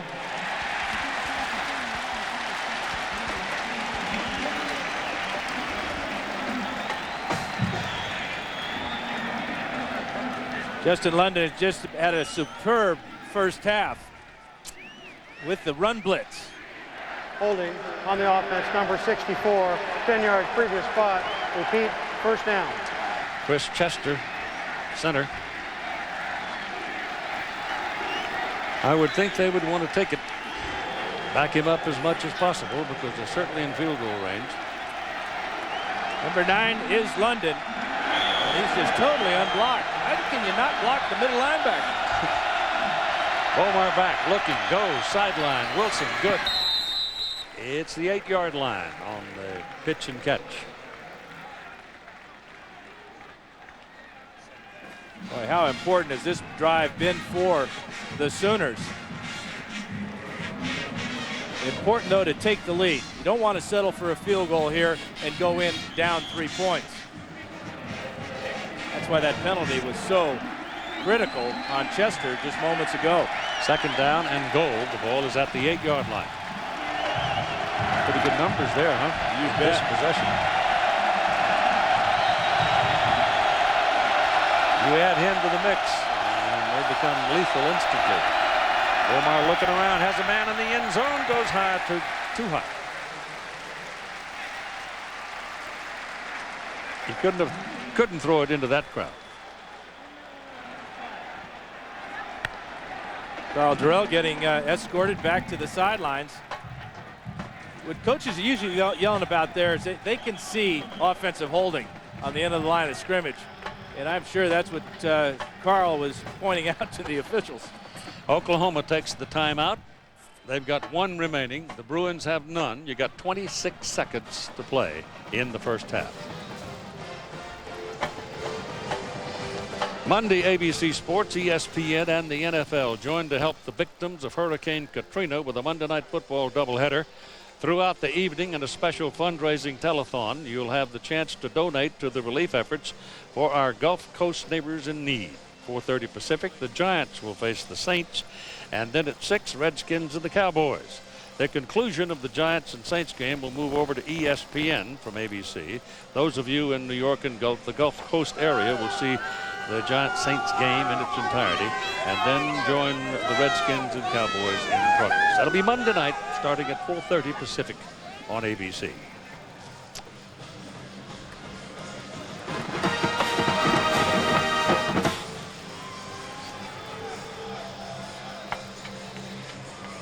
A pretty good football game, Keith. You know, defensively, except for some miscues by Oklahoma, they've been really hurting themselves. And UCLA, although they got the field goal at the end of that last drive, penalties hurt them. Well, you figured it'd be a paint swapper. That's the way Oklahoma plays football. You get a win, you earn it. And TCU beat them. And then Pompey came back the third week and showed they're not easy for anybody.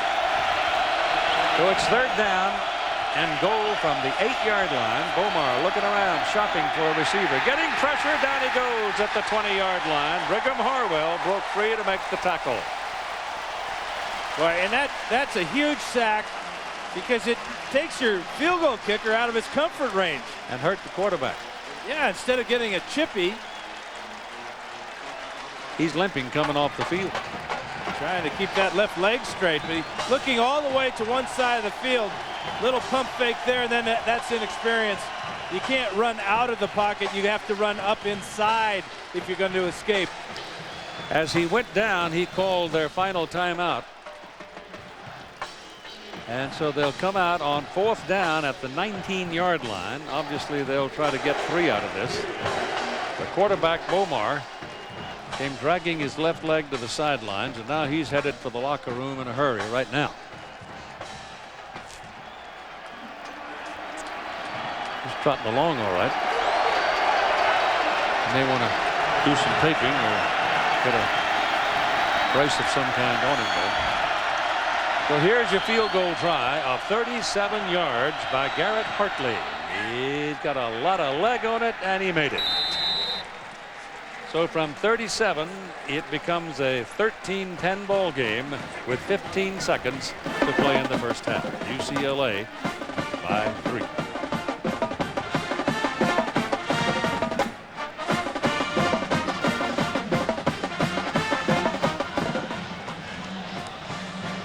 Bobby Stoops said that he didn't want to make excuses, but when you lose players like this, you have the right to make a few excuses. I mean, you lose Jason White, a great quarterback, and at the wide receiver position, you can see that at times they've struggled today.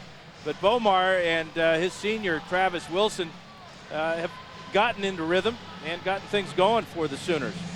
But that's a lot of talent to lose on offense. You can see what they did last year as far as numbers are concerned and the trouble in the passing game that they're having this year.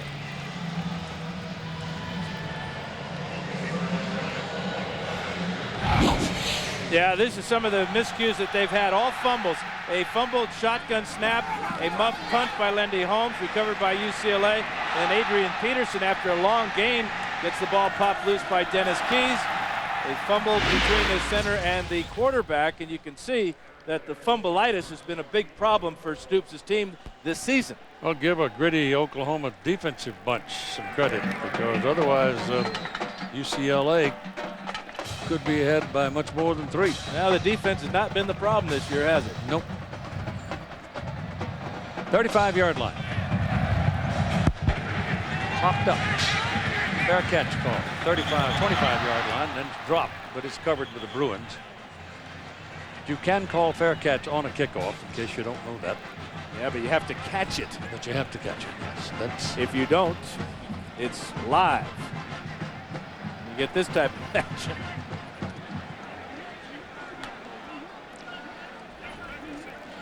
It'll be on the 26 where they'll mark it with 14 seconds to play. Time for 2 plays, maybe. Yeah, with no timeouts, I wouldn't be surprised if they just come out, take a knee, go to the locker room, and say, hey, we're up by 3. Probably. I don't believe you can keep him quiet all day. Might. I've yet to see it. Well, he did pop a nice run the last time the Bruins had the ball. His 20. only nice run of the day. 20 yards ago. They're taking the knee. So the first half is over with UCLA 13, Oklahoma 10. They have met 3 times previously. The Sooners have won all 3 times and have another win in mind coming into Pasadena, California this afternoon. But it was a good, tough first half of play. Now a question of the carryover. Oklahoma finished with momentum in the second quarter of play. And if they come back on the field with the same kind of momentum to start the third quarter. Here's Todd Harris. Coach, what do you have to fix for the second half? Well, we have to take care of the ball. That was our biggest factor here in the first half. Gave them great field position on a couple of turnovers. We started to hit some passes there. You know, we're gonna have to do that, and we got to get some running game going too. We got to get some plays from AD there, and you know, and our other backs running the ball. Evaluate your quarterback in the first half, and is he okay? He's okay. Just a minor issue they're taking care of, and it's good to see us get a little bit going there in that 2-minute drill. Thanks for your time. All right, thanks. Keith. Halftime 13-10. UCLA leading Oklahoma. Next, Valvoline halftime show. John, Craig, Aaron catch you up on all the news from around the country. The flashback. Josh Heupel. Named Associated Press Player of the Year in 2000, the Oklahoma quarterback threw for more than 3,000 yards and 20 touchdowns. In his senior season, the All-America great led the Sooners to a school record 13 wins and a national championship. Text vote to 87654 now on your singular wireless phone to play All-America Trivia for a chance to win a trip to the national. At halftime, getting ready for the second half, 13-10, UCLA leading Oklahoma, and Dan Fouts, that precious real estate along the line of scrimmage, has so far pretty much belonged to the defense on both sides. There's no question about it. It's been really hard hitting. Great penetration by both defenses. Justin London's having a huge first half for UCLA. And if you're Oklahoma, you got to worry about the leg of Adrian Peterson and also the quarterback, Rhett Bomar. He's been taking a pounding in that first half. But he got a pretty good head of steam going into halftime.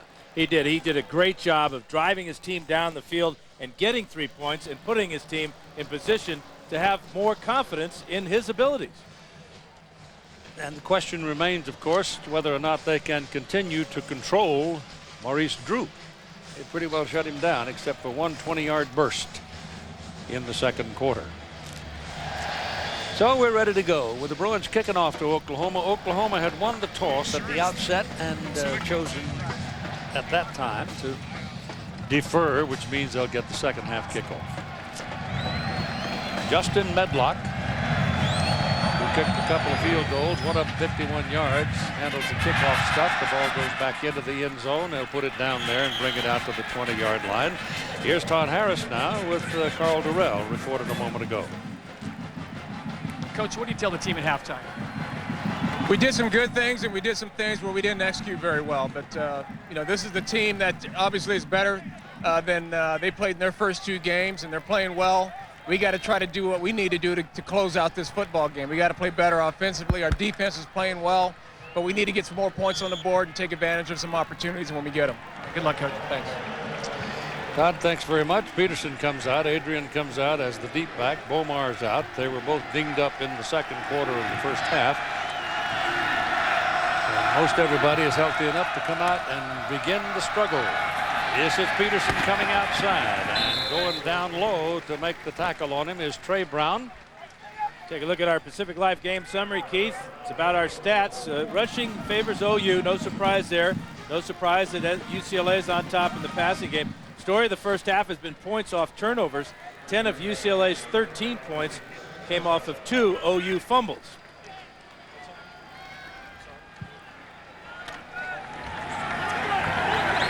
And it's second down and 7 now for the Sooners from the 23.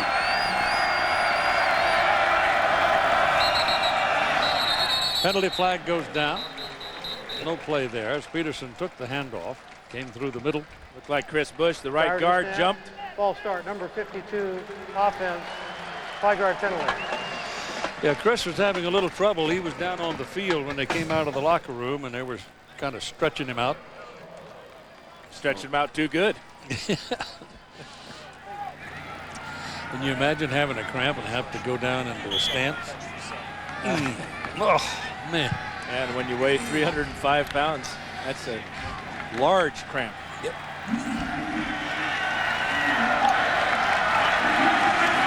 Second down and 12 after the penalty. Peterson goes in motion and leaves Bomar back there by himself. He's going to take off up the middle of the field and go nowhere this time. London was right there along with Harwell. I tell you, Justin London's just having an outstanding afternoon, just finding the right spot. Here he is right in the middle. Watch as he comes unblocked again. It's a quarterback draw. There's really nobody to lead on the middle linebacker for Oklahoma. And Larry Kerr just continues to draw up the right defense for the right situation. There's some of that paint swapping going on. Look at that red on the back of that gold Bruin helmet. 5 tackles for London. Bomar rolling out, pressure coming, ball loose, picked up by the Bruins, into the end zone, touchdown. That's Havener. Keys knocked it loose. Second big hit for Dennis Keys. Both resulted in fumbles. This one is the exacta. You get the knock on the quarterback, big bounce to Havener, and another touchdown for Spencer Havener. 4 times he's returned balls for touchdowns. Watch number 11. Keys unblocked, drops his helmet right into the chest of Bomar. And now it's a nice, easy trot into the end zone for Spencer Havener. And Medlock in for the point. Trying to make it a 10-point lead. Oh, that was a bang-bang.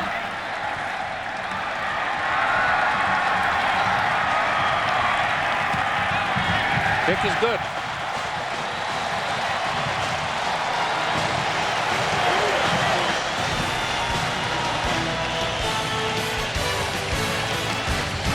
UCLA 20 and Oklahoma 10, and we've only barely begun the second half.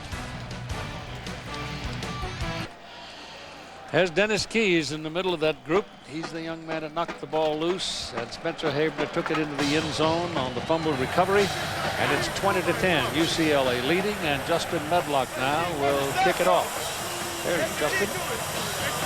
Cut off his hair and grew a beard. Nothing wrong with that. You're going to cut your hair. It'll fall out, don't worry. Working with you, are you kidding? College football on ABC Sports. Brought to you by Chrysler. Inspiration comes standard. Allstate, a proud sponsor of the Bowl Championship Series. And Singular, raising the bar.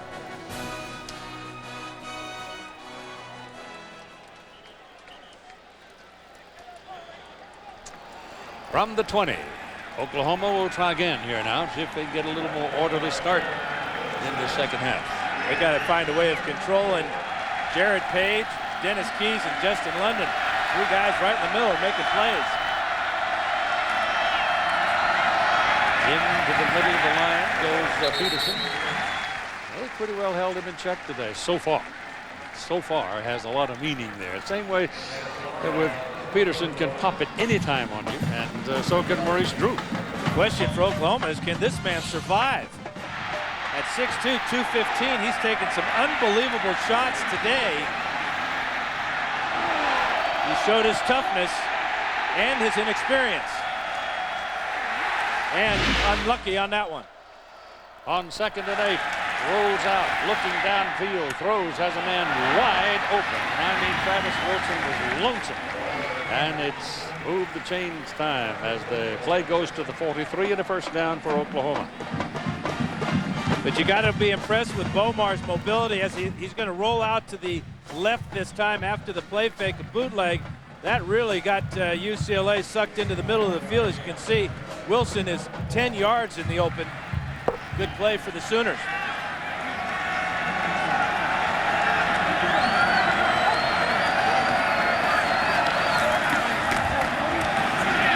This is Peterson. They continue to handle him. Justin London one more time.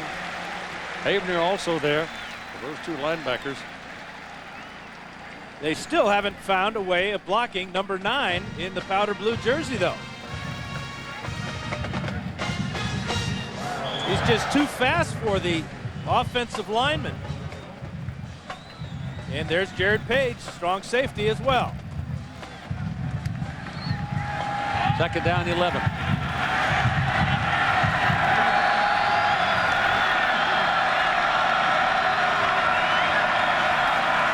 Omar pitches it outside on a little bit of the option action, but they track down Peterson pretty quickly. And again, it's London and Havener, the UCLA backers, and we're off to see John Saunders. Steve, time for the singular All-America Player of the Week update. Might it be Reggie McNeil of Texas A&M? At 80 yards, he goes to Irvin Taylor here. McNeil passed for 349 yards and 5 touchdowns, also ran for 100 yards and a touchdown.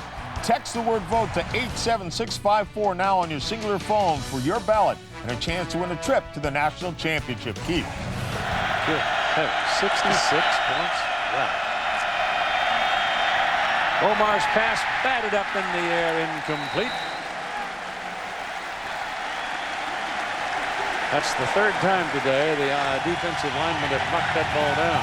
And Oklahoma's going to have to punt it away. Number 48 is William Snead. He's 6'4" and very good athlete. Again, a defensive lineman, not anywhere near the quarterback, but using their natural ability to knock it away. That's so frustrating, especially for a young quarterback. Freebie to punt. Maurice Drew is standing down that 17-yard line. The fourth punt of the day. Long one was 46. This one may give Drew a little chance. Had to split him, but he couldn't do it. So he runs into traffic at about the 15-yard line with a big thump and goes down. Alan Patrick leading the tacklers for Oklahoma. At 10:39 to go in the third quarter, the Bruins are up by 10.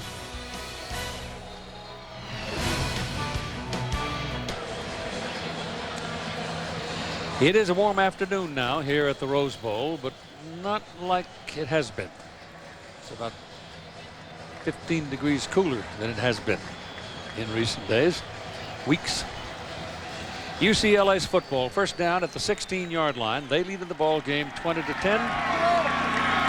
And let's see if they figured out some way to get some control on that defensive surge that the Sooners have put on them all day.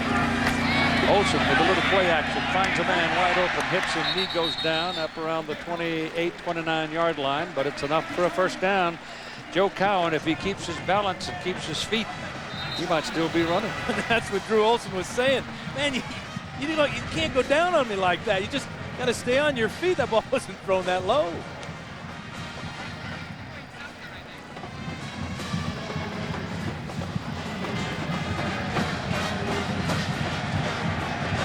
Did get the first down. Good numbers for Drew Olsen. You don't want to jinx him, but you got to state the fact he has yet to throw an interception. And really, there hasn't been anybody in a Sooner uniform that's been close to picking one off today.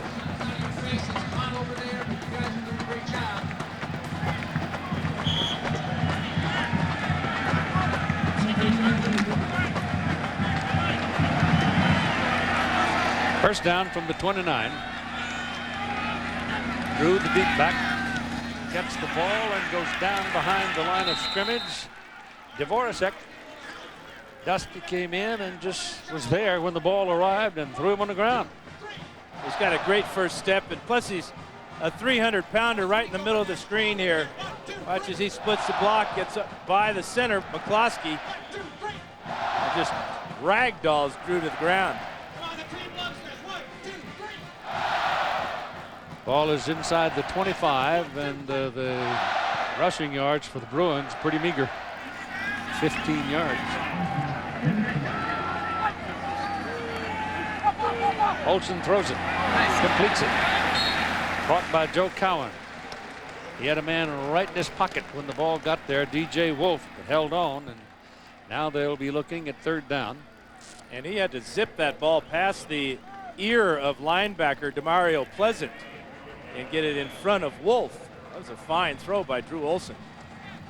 3rd and 6.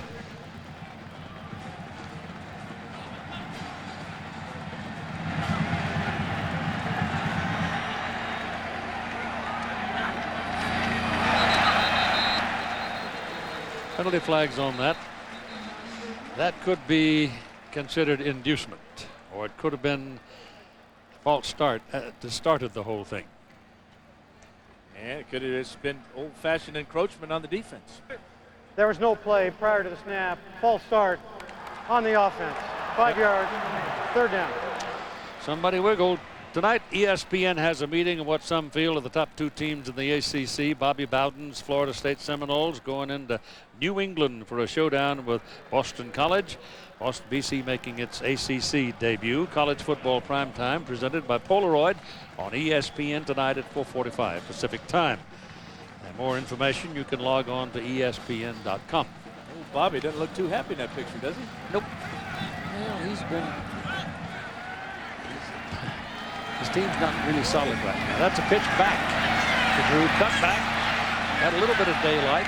And then takes a pounding up around the 34 35 yard line. Dvorak making the stop. Lost his shoe on the play. Watch number 94 come out of his shoe as he's chasing down Maurice Drew. There goes the shoe. Stayed with the tackle. He doesn't need shoes. 4th down brings in the punter. Perez has a long 43. A couple of them have been kind of low, but this one's got pretty good carry, but he didn't keep it in the field of play. It got out of bounds, and it's not a very long punt. Take a look at our IBM Star Watch. Let's check out Adrian Peterson's rough afternoon for the Sooners. He's got 15 carries on the afternoon for just 45 yards. Remember, this man last week against Tulsa had 180 yards rushing in the second half alone. This defense he's facing today is no Tulsa, though.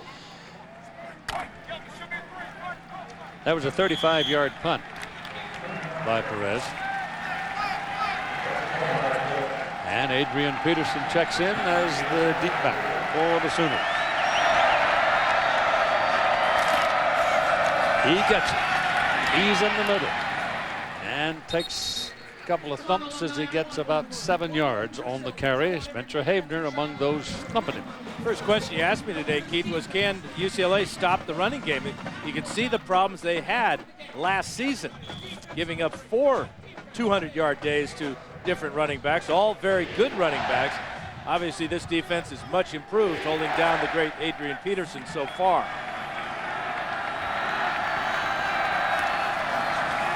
Got it again.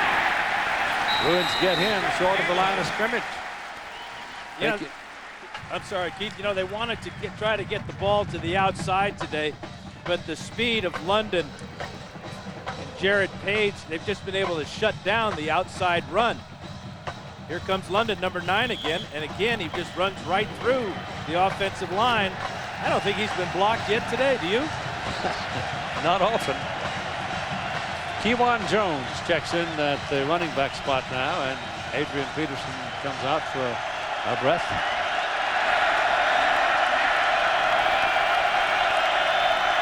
Now they've got him sorted out. That gives them 4 wideouts out of the shotgun. Omar's pass is away. He's got one over there, and it is James Moses. And Moses, a big guy who can rumble, 237 pounds, takes it down into UCLA territory at about the 43. That was really cool by Bomar. He had to get his receivers all set. They appeared to be out of sync a little bit, but he did get them set, got the ball snapped, read the defense, and found Big Moses down the sideline. And who's in on the tackle? Number 9, Justin London. He's everywhere. He's a very underrated. He doesn't get as much acclaim as some of the other folks, in particular Havener, but he is a good footballer. Here comes that reverse. Travis Wilson coming toward us, and he's tripped up.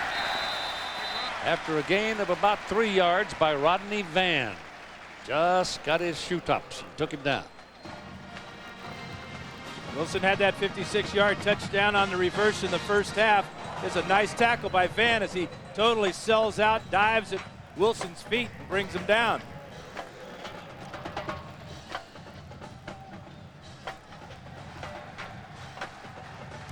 Manuel Johnson goes in, one of the wide spots.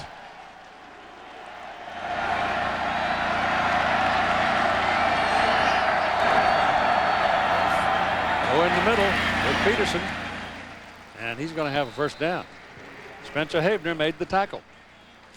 Well, they found out a way of blocking number 9, Justin London, and it paid off for them. London coming on another blitz there, gets taken out by the left guard, Davin Joseph. And it's a first down for OU. Ball at the UCLA 33.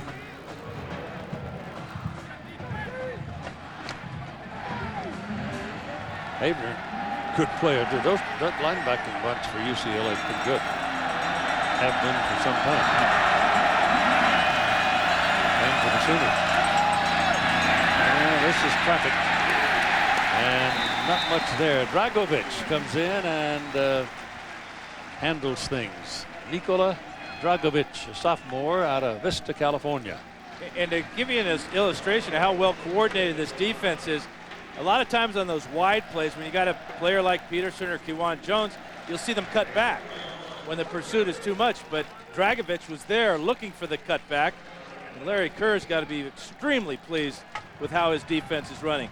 9 tackles in the backfield for UCLA today. 4.5 minutes remaining, third quarter. Bruins up by 10. Ball's loose.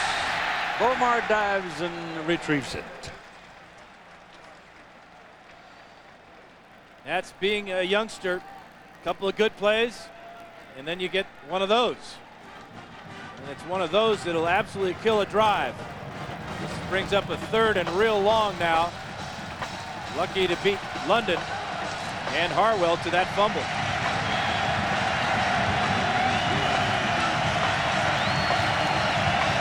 Those are seasonal totals, not all of it today. Ball just a fraction inside the 39 on the UCLA side. And third down 16. This is Bomar running. Got away. Look out. Oh, he's got his first down. And more. A flag for a late hit there, Keith. Yep. A great call by Chuck Long.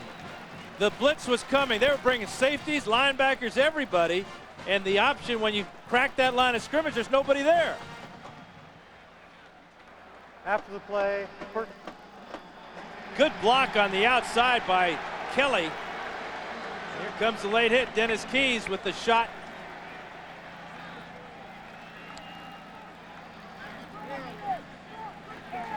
Well, it's just the mere fact that they were a step out of bounds. He really didn't do much to him, but it's still a penalty.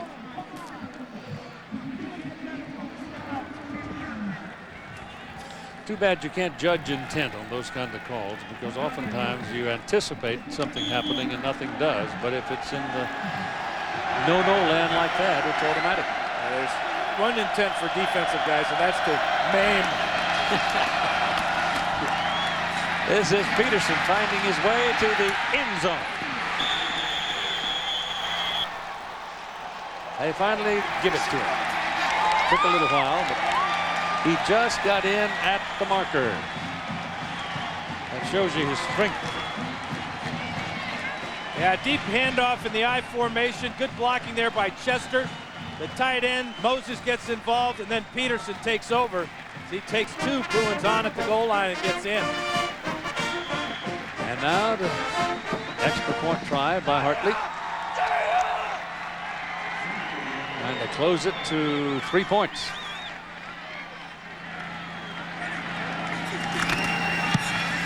Got it. At 3:25 to go in the third quarter, it's now a 3-point ball game as it ebbs and flows in the Rose Bowl.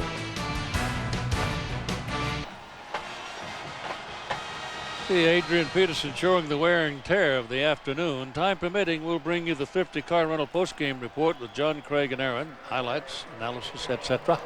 et al.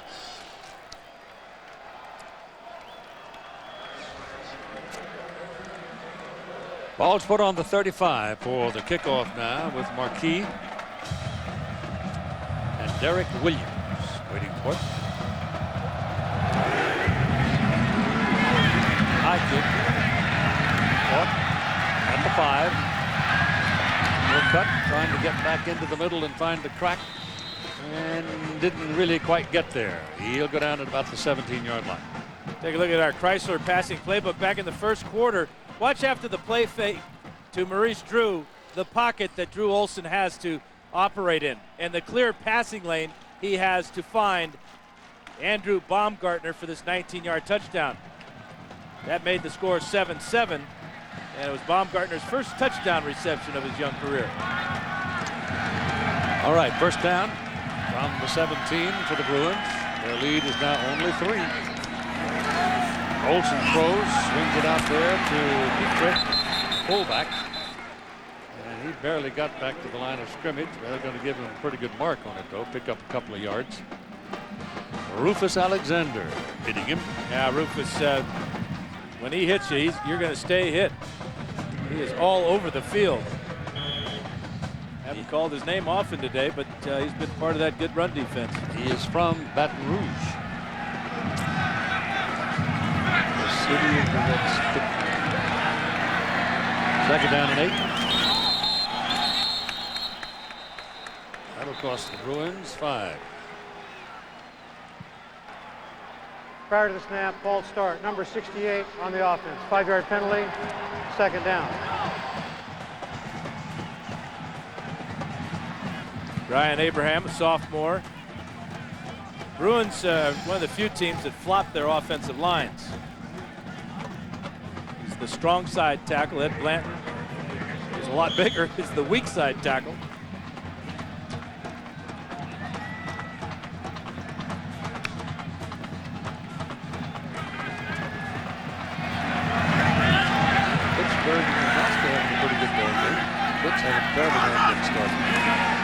Olsen's pass thrown behind Maurice Drew, and he had Maurice out there in a one-on-one circumstance where he might have made something out of that, but the ball was a little bit behind him.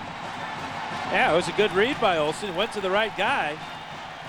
Just threw it too hard, too high, and too far behind Drew. He's only 5'8", so it's a little target. Got to put the ball on him. That's not a very good series for UCLA. They're going to have to punt the ball away, and it's sitting on the 14-yard line. UCLA having a tough time converting third down plays. Only 1 out of 9. They're looking at 3rd and 13 now. They need something pretty hefty. Otherwise, they'll be giving Oklahoma some pretty good field position. Down the middle, got it. That's Andrew Baumgartner. Remember, you just saw him a minute ago score his first touchdown of the season on the pass reception. Now comes up with a huge play for UCLA. Yeah, and he's operating from the left side of the screen, coming in from the slot. But look how Olsen has that throwing lane, that offensive line doing a perfect job of giving him time, but also giving him vision down the field. You got a Sooner shaking on the play, and time will be taken for him. Bassey. Eric Bassey, a corner who's shaken up on the play. So time out for him at 2:06 to play in the third quarter, and UCLA now with a first down. They're off the hook a bit out to the 36.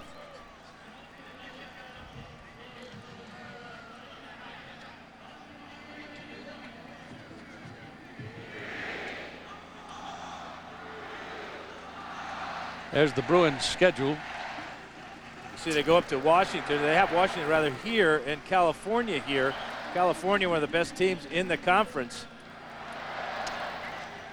And of course, at the end of the year at the Coliseum against USC.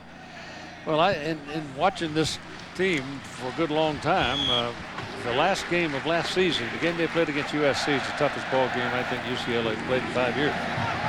They had a chance to beat the Trojans. They're playing in similar fashion today. Yes, they are. This is Chris Marquis for a yard. That's all to the 37.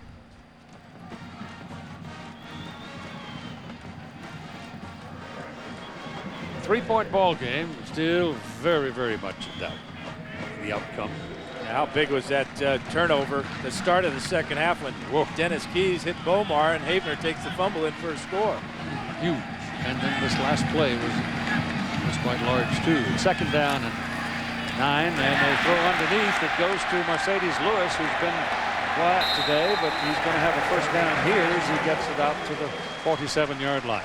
Yeah, he came into the game with 9 receptions, had a big first game against San Diego State. This is only his 4th catch of the day. But you can see what he offers to the quarterback. Big target and then pretty good running ability afterwards. He's a big man. I would love to see him have the ball thrown in his direction a lot more, especially when the Bruins get down in the red zone. 6'6", 256. He can play jump ball with anybody. First down.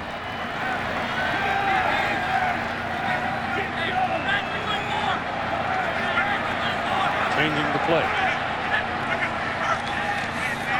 Throws quickly outside, come back inside with it. And they'll stop at about the 45. It's Brandon Brazil. Brandon Brazil is not very big. He's 6 feet, 165 pounds, sophomore out of Fresno, but he'll leave you in his dust. Yeah, and he'll make the tough catch. That time he communicated with his quarterback. There's something that Olsen's seeing in Oklahoma's defense that tells him he's got man-to-man single and very soft coverage on the outside. Corners are playing way off.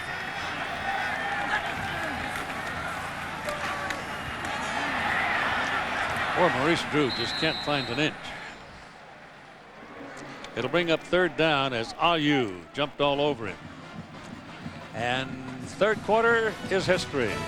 ABC Sports presentation of college football returns after this message and a word from our ABC stations.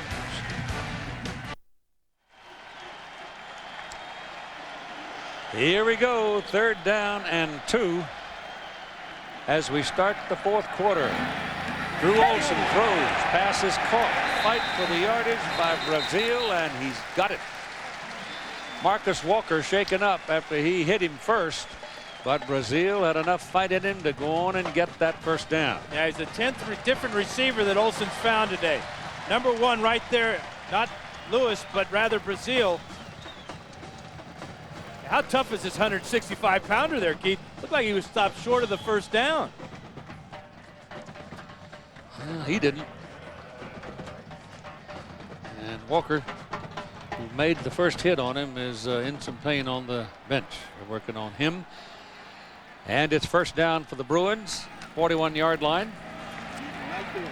Well, there's nothing there. That's Michael Petrie, the fullback, and they just ran him sideways.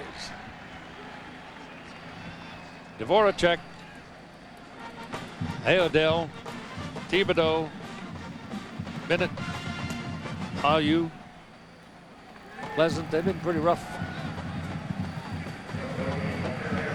And of course Rufus. Only allowing less than 2 yards a carry to the Bruins. Nothing wrong with this defense. Second down and 10.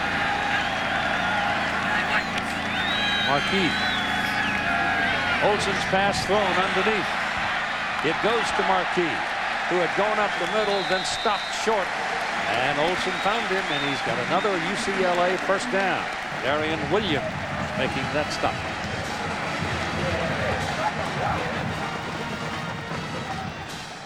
Check out Chris Marquis, just a sophomore, but knows where the down markers are. Makes a couple of Sooners miss and pick up the first down.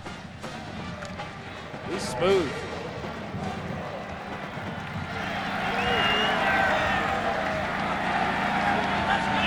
Cowan in motion. Olsen keeps it. Gonna run it. Dives to the marker. He's going to be short of it. He went out of bounds at about the 20-yard line. He's 2 yards short of the first down. Got to hold your breath to see your quarterback doing that. Yeah, especially if Ben Olsen is not ready to play just yet. But you know what? He knows he's got people in front of him that can help him and keep the Sooners off him. And he also knows the sideline's coming up soon. UCLA with a quick touchdown to start the second half to a 20-10 lead. Sooners have responded. It's now 20-17. UCLA's got a little something going here. It's 2nd down and 2. And they keep insisting on trying to run the football. And the Sooners they're not going to let them. They got to get anything out of a ground game at all, Dan. They're going to have to start going outside, aren't they? Well, you would think, but Mario Pleasant, who's filling in for Clint Ingram today, has got 9 tackles from an outside linebacker position. On the other side, Rufus Alexander's having a solid day, and so it's just tough with the speed of these linebackers for UCLA to get outside.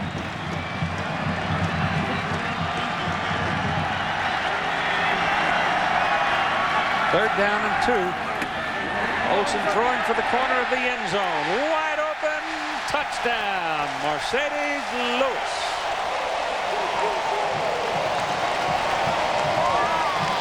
You know, as bad as UCLA's running the ball, I'm not sure why Oklahoma's so susceptible to the play action fake, but they were all up on the line of scrimmage.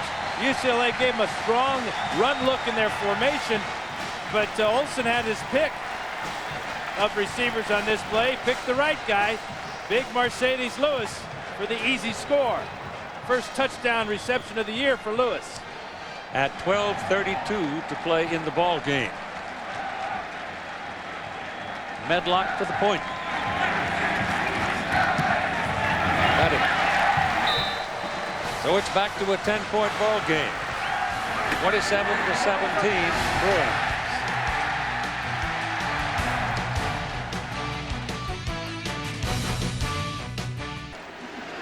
Here's the big guy that caught the touchdown pass a moment ago to give UCLA its 10-point lead again. Second time today they have led by that margin. Medlock will kick it off. It is Reggie Smith and Travis Wilson waiting for it back at the Oklahoma 5. We're in the 4th quarter with 12.5 minutes to play. It is Smith at the 2. Look out, got a big hole. Kept his balance. Big run down the sidelines. Finally stopped right about midfield.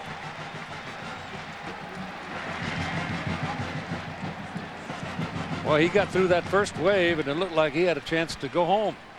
Yeah, he stumbled just a little bit as he gets through this hole.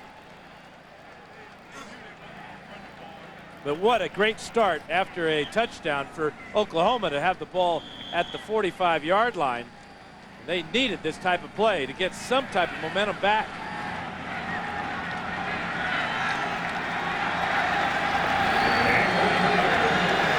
Adrian Peterson now refreshed after some rest on the bench.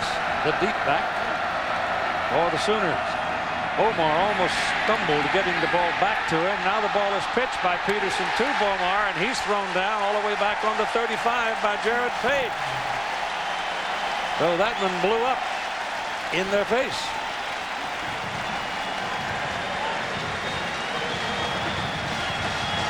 Yeah, this is not what way they drew it up in the locker room.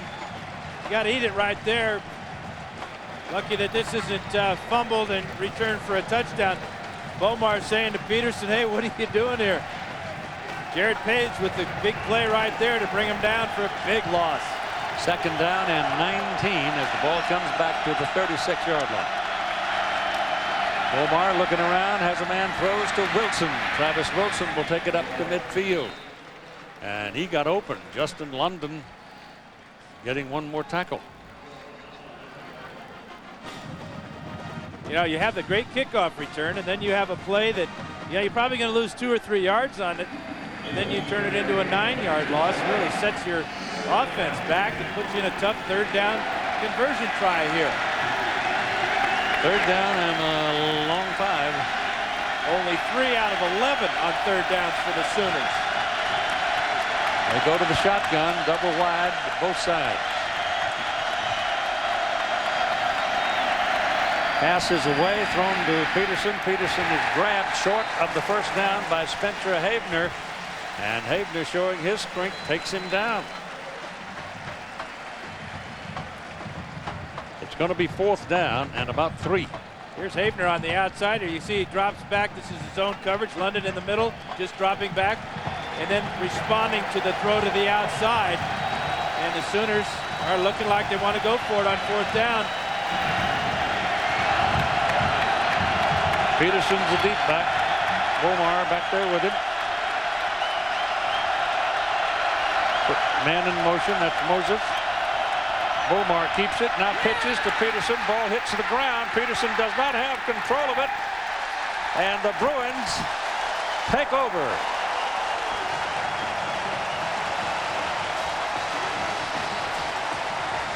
That was a very good series for the UCLA defense. Wow. Man. Trying to run the option play on 3rd and 3 down the line. Will go Bomar. Brigham Harwell forced the pitch. Check that. That's Nikola Dragovic. And it was a bad pitch. And Peterson, all he could do was bat it out of bounds to prevent UCLA from taking it for a score. And the Bruins own the football right on the 45-yard line of Oklahoma with 10 minutes to play in the ball game, and UCLA leading 27-17.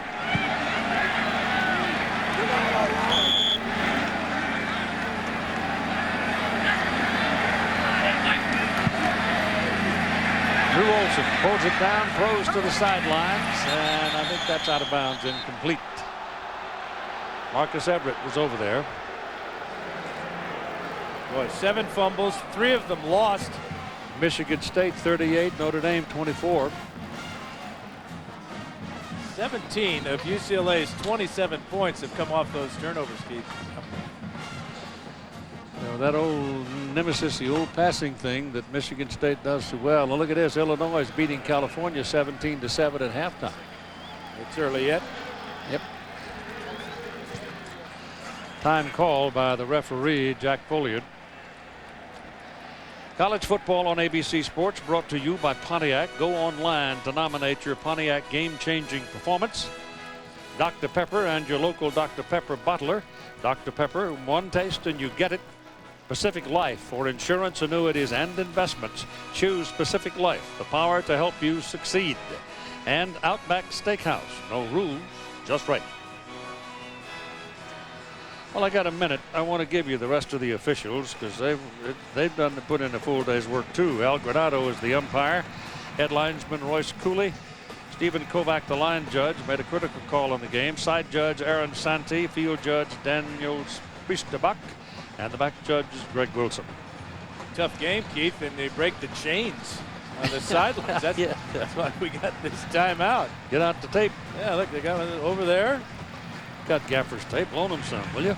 Executive producer of ABC Sports is Mike Pearl. Our senior producer of ABC Sports, Bob Toms. Coordinating producer of college football on ABC, Bob Goodrich. Today's game produced by Mark Loomis. Directed by Derek Mobley. And our technical director, John Zippe. Associate producer, Andy Bach. Associate director, Jeff Kibler. Production assistants, Phil Policino and Ben Hogg. Production manager Joe Alvarado, tech manager Al Fong. Kelly Hayes handling the spotting boards, and Marcamento is the man with the flying pen. Yep. Time permitting, we'll bring you the 50 car rental post-game report. John, Craig, and Aaron. They'll have as much of the story of the day as time allows. You know, not only does Marcamento keep the numbers for us, he also hands me a couple of good notes here. You know that today's game is a paint swapper and a chain breaker. That'll do. I think we've been hanging around you too long. But you called it. It was going to be a good one, a good head knocker. That's what it's been. Our computer stats today, Matt Jenkins and Fred Amos. Our booth stats by Mark and Kelly, our spotter. We told you that. Tim Weinkauf, our studio field producer. I'll give you the rest of it. Going to have a chance. All right, UCLA to the attack on second down, and the ball is intercepted. on the ricochet. Bounced right into the hands of DeMario. And DeMario makes a big play out of it, taking it down to the UCLA 25-yard line.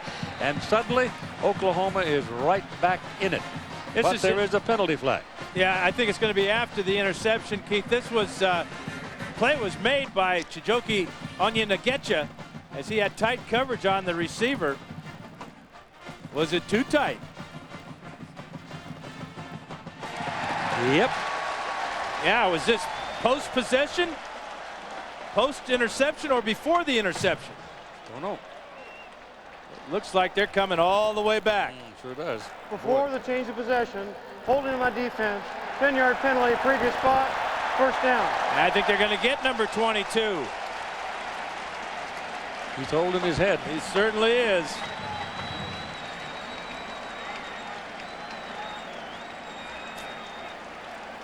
There's going to be a wide receiver quick screen. Onyenagecha was in great position, but too close. That caused the ball to be deflected to DeMario Pleasant.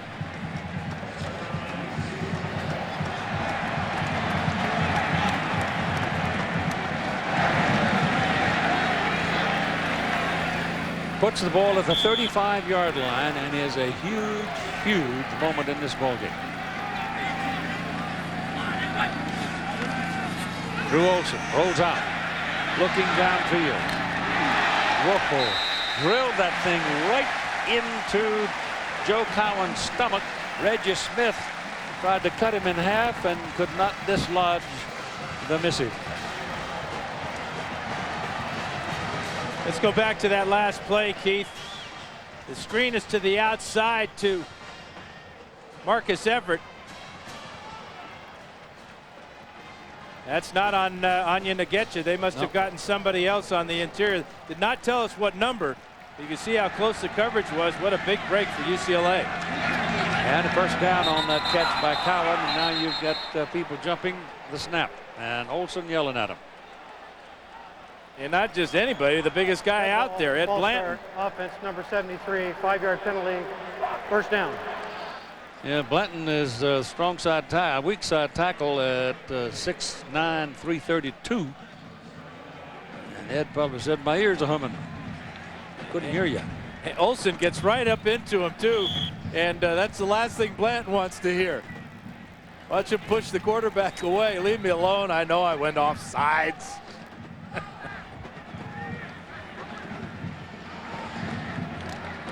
Time remaining, 9-10.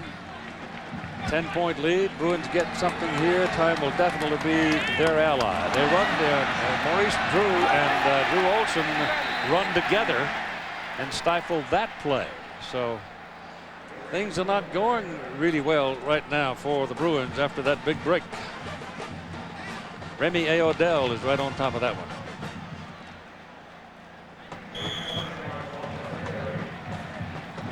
Aodell lucky he didn't get called for a face mask, didn't grab it, but certainly had his arm wrapped around Drew's helmet. That loss is all the way back to the 34-yard line, so they'll be looking second down and 20.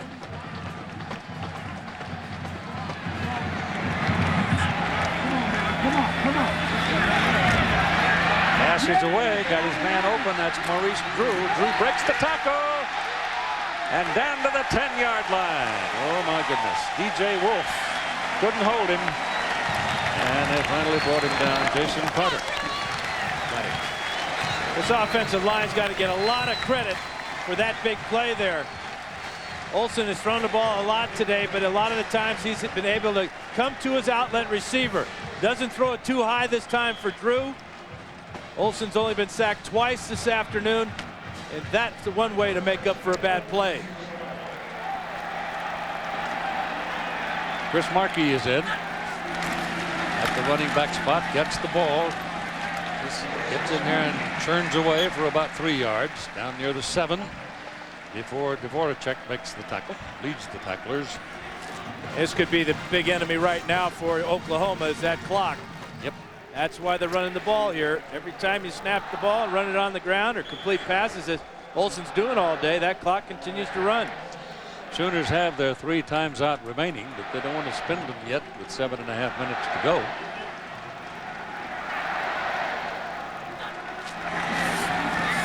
Wilson wants to throw. Does throw. To the corner. Touchdown. Chris Markey.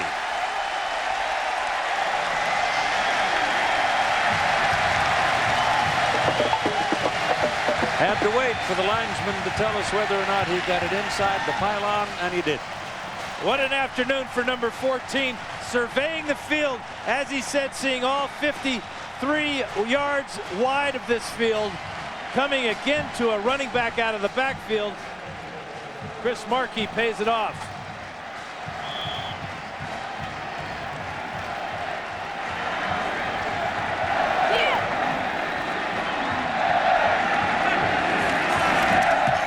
More try, good. It is a 17-point lead for UCLA at 34-17. Huge call, that holding call on Oklahoma.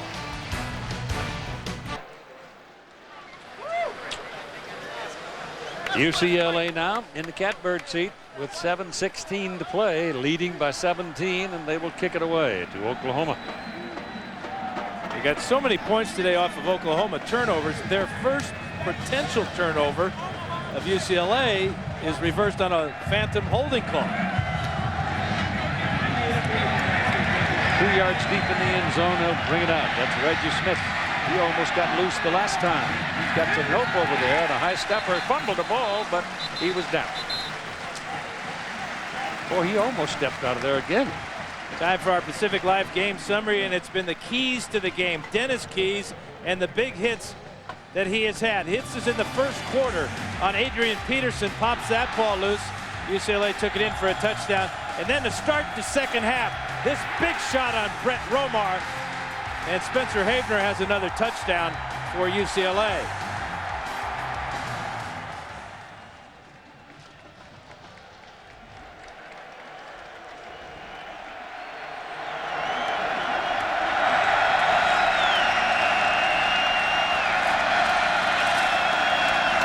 From the 16, underneath, Peterson looking for some daylight. Found a little bit, found some more, and he gets out to near the 25-yard line, a yard or so short of the first down. Dennis Keys finally tracked him down, but that kind of effort, that kind of run, this late in the day is going to take a lot of strength out of even Adrian Peterson, because there's a tremendous amount of energy in what he just did. And now they have to go to a hurry-up, no-huddle offense. Yep. Down by 17. Tackle right about the line of scrimmage. The reach for the first down marker, not quite enough. Kyle Morgan made the hit. Washington beating up on Idaho today. Game out here in the West, and Alabama doing the same to South Carolina. That's a final. Penn State won.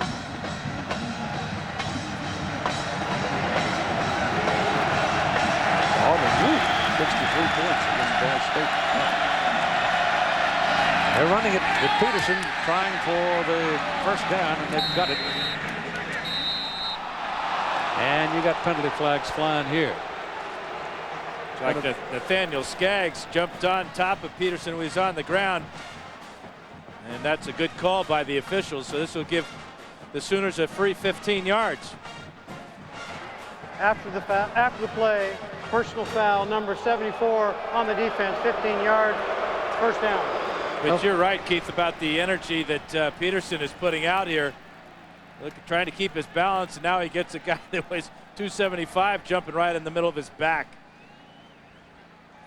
Skaggs, a redshirt freshman, trying to get his britches dirty. They say that no one works harder in the weight room than Peterson. He's close to Superman, but not there yet. He's out of the ball game right now as the pass is thrown down the middle of the field and completed deep down to about the 35-yard line to Joe John Finley. He's another one of the tight ends. It's his second pass of the day. And James Moses has played well today. Willie Roberts has yet to make a catch. It is Keelan Jones now in there in the backfield in the running back position with Bomar out of the shotgun. Bruins got him. Gerard Page flying in on a blitz, takes him down for a loss. Back to the 43, 44. Watch him come on the blitz right after the quarterback.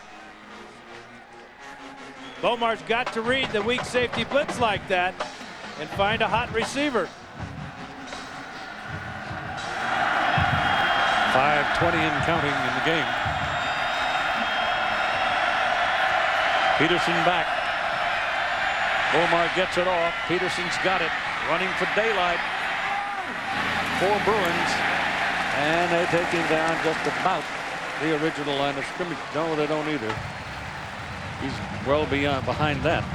Yeah, and he's getting frustrated right now, Keith. That was a screen pass. Supposed to be set up to run to the left side.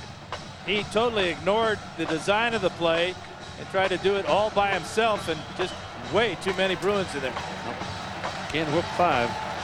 It's 3rd down and 19 after that play because of the big loss on the sack. 4.5 minutes to play.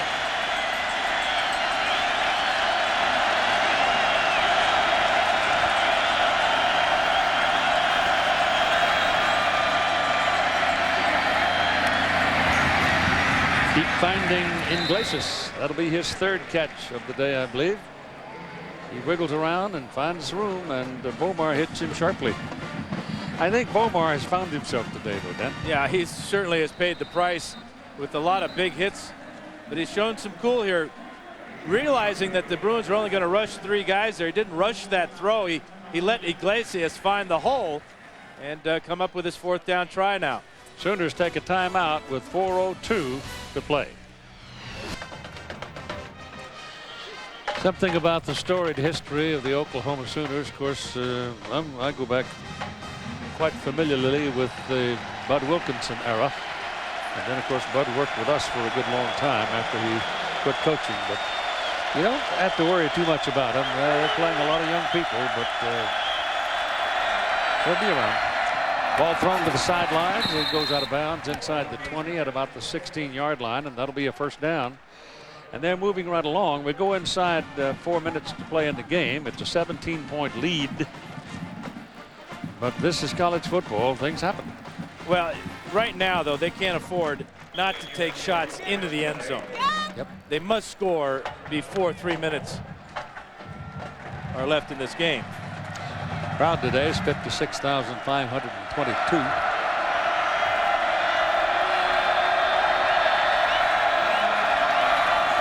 Omar runs that quarterback throw up the middle. Touchdown. Well, that's why the Sooners are going to be okay, because this young man has grown up today. What an effort. He had Bruins slapping at his legs about 4 times on this option play. There's 1, 2, and 3, and then 4, and in the end zone. What an effort by Bomar. And they get the touchdown at 3:49 to play in the game. And they have all 3 timeouts left. And it is Marcus Cassell shaken up in the end zone, the UCLA Bruin, and time taken for Marcus. Left leg. Rubbing on that calf, you would suspect that's a cramp. UCLA will play next Washington. Oklahoma plays next Kansas State on the 1st of October. That's when the conference play starts in the Big 12. And then Texas. Yes, sir. We'll be there. Remember that Texas was handled by these Sooners last year. Different people. 12-0. The Pac-10 today was scattered against opposition from all over the country. Louisville laid it on Oregon State. Beavers jumped out 10-0, then lost, as you can see, very big. California is losing by 10 to Illinois at halftime. Big ball game tonight, Fresno State and Oregon. Purdue and Arizona. Northwestern Arizona State and USC, number 1 in the country, will be playing Arkansas over at the Coliseum. I suspect Arkansas will give the Trojans a lot of trouble because of their ability to run the ball, and they're going to be running right at a very green defensive unit up front, at least for USC. And a safety, Darnell Bing, probably not going to play today. Here it's a 17-point lead. It's now going to be, if they make the point, 34-24. It'd be a 10-point lead again. And a goodly amount of time left, and they are apparently going to go for one. There'd be no point not to. Cassell walked off the field okay. And here's the extra point by Hartley. Good. So the sophomore out of Southlake, Texas, brings the Sooners back within 10.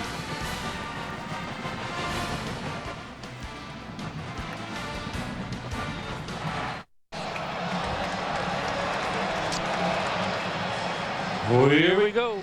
3:49. The question obviously comes up at this point. Onside kick. I think it's too early myself. Well, not only that, Keith, but the Sooners have 3 timeouts. Yep. So if they kick this deep, pin UCLA deep, which they have been very good at all year long, play good defense, they'll get the ball back with time and timeouts. UCLA needs the win to step up in Carl Durrell's 3rd year. Oklahoma needs the win to right the ship and soothe the waters so they can develop as they get ready to go into conference play. LA do go for the onside kick. It's in the air and out of bounds. They had a real shot at it too, Keith.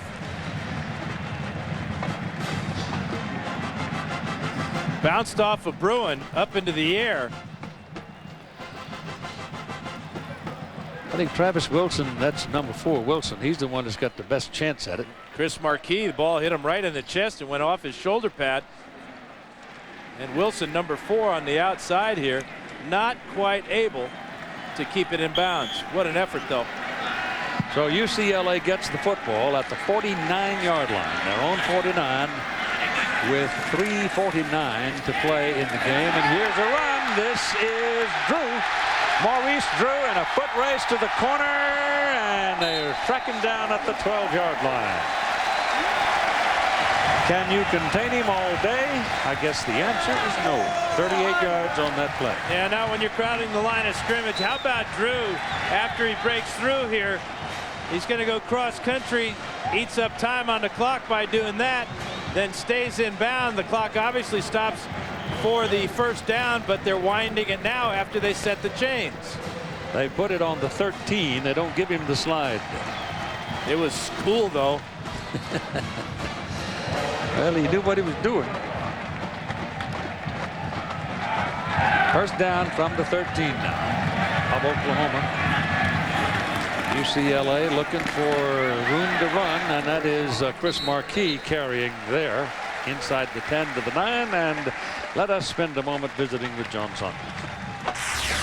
Keith, in the Pontiac game-changing performance update could be this one. Nebraska blocks a last-second field goal by Josh Cummings. It would have been a 46-yarder as Dave Wanstack goes to 0-3 on the season.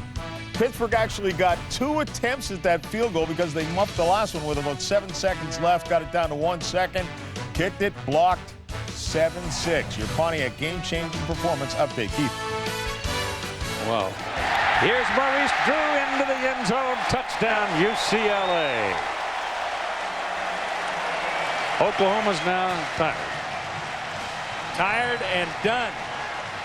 Maurice Drew's mama right here in the middle of that picture. There she is.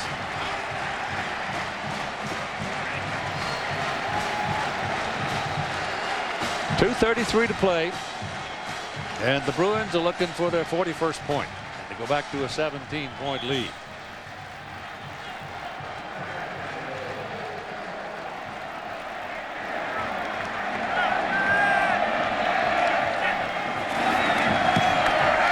Kick is good. 41-24. Very few might have expected this, but as the day has worn on,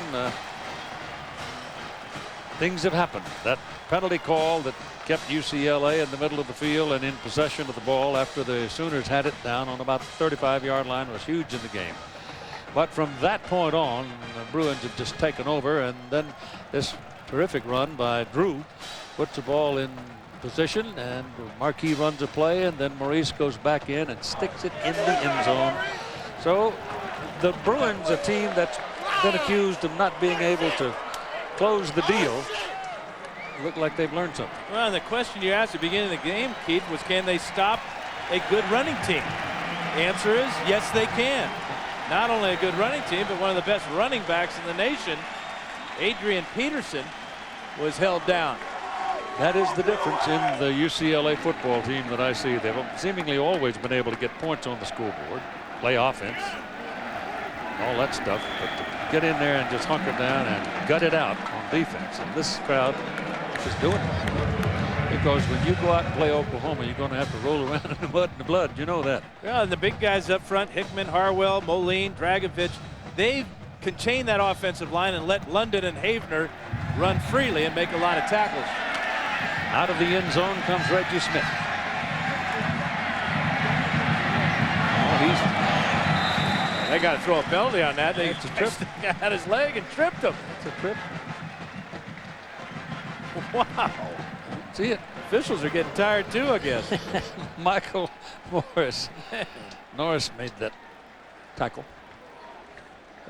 Well, let's see that tackle by Michael Norris. What a heck of a move right there. That right foot, that's against the rules, boys. 24-yard line where Oklahoma gets it. It's 2:25 remaining to play. Omar throws to Wilson. Travis makes the catch, and he's close to a first down with it.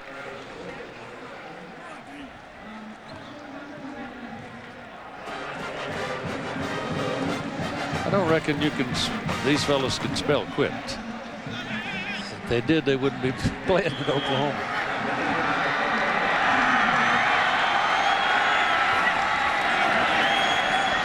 Another little quick pop over here to Malcolm Kelly. They're moving it down the field and saving time as best they can, because now, you know, the clock stops on each first down as they move the chains. You got 2:08 remaining, but they're down by 17 points. Yeah, they just haven't been able to make the play when they had to today. They don't get the onside kick when it looked like Travis Wilson might get it. They have an interception that is called back after Demario Pleasant made an interception, and we could not find who was guilty of holding, and the officials could not identify for us who was guilty of the holding.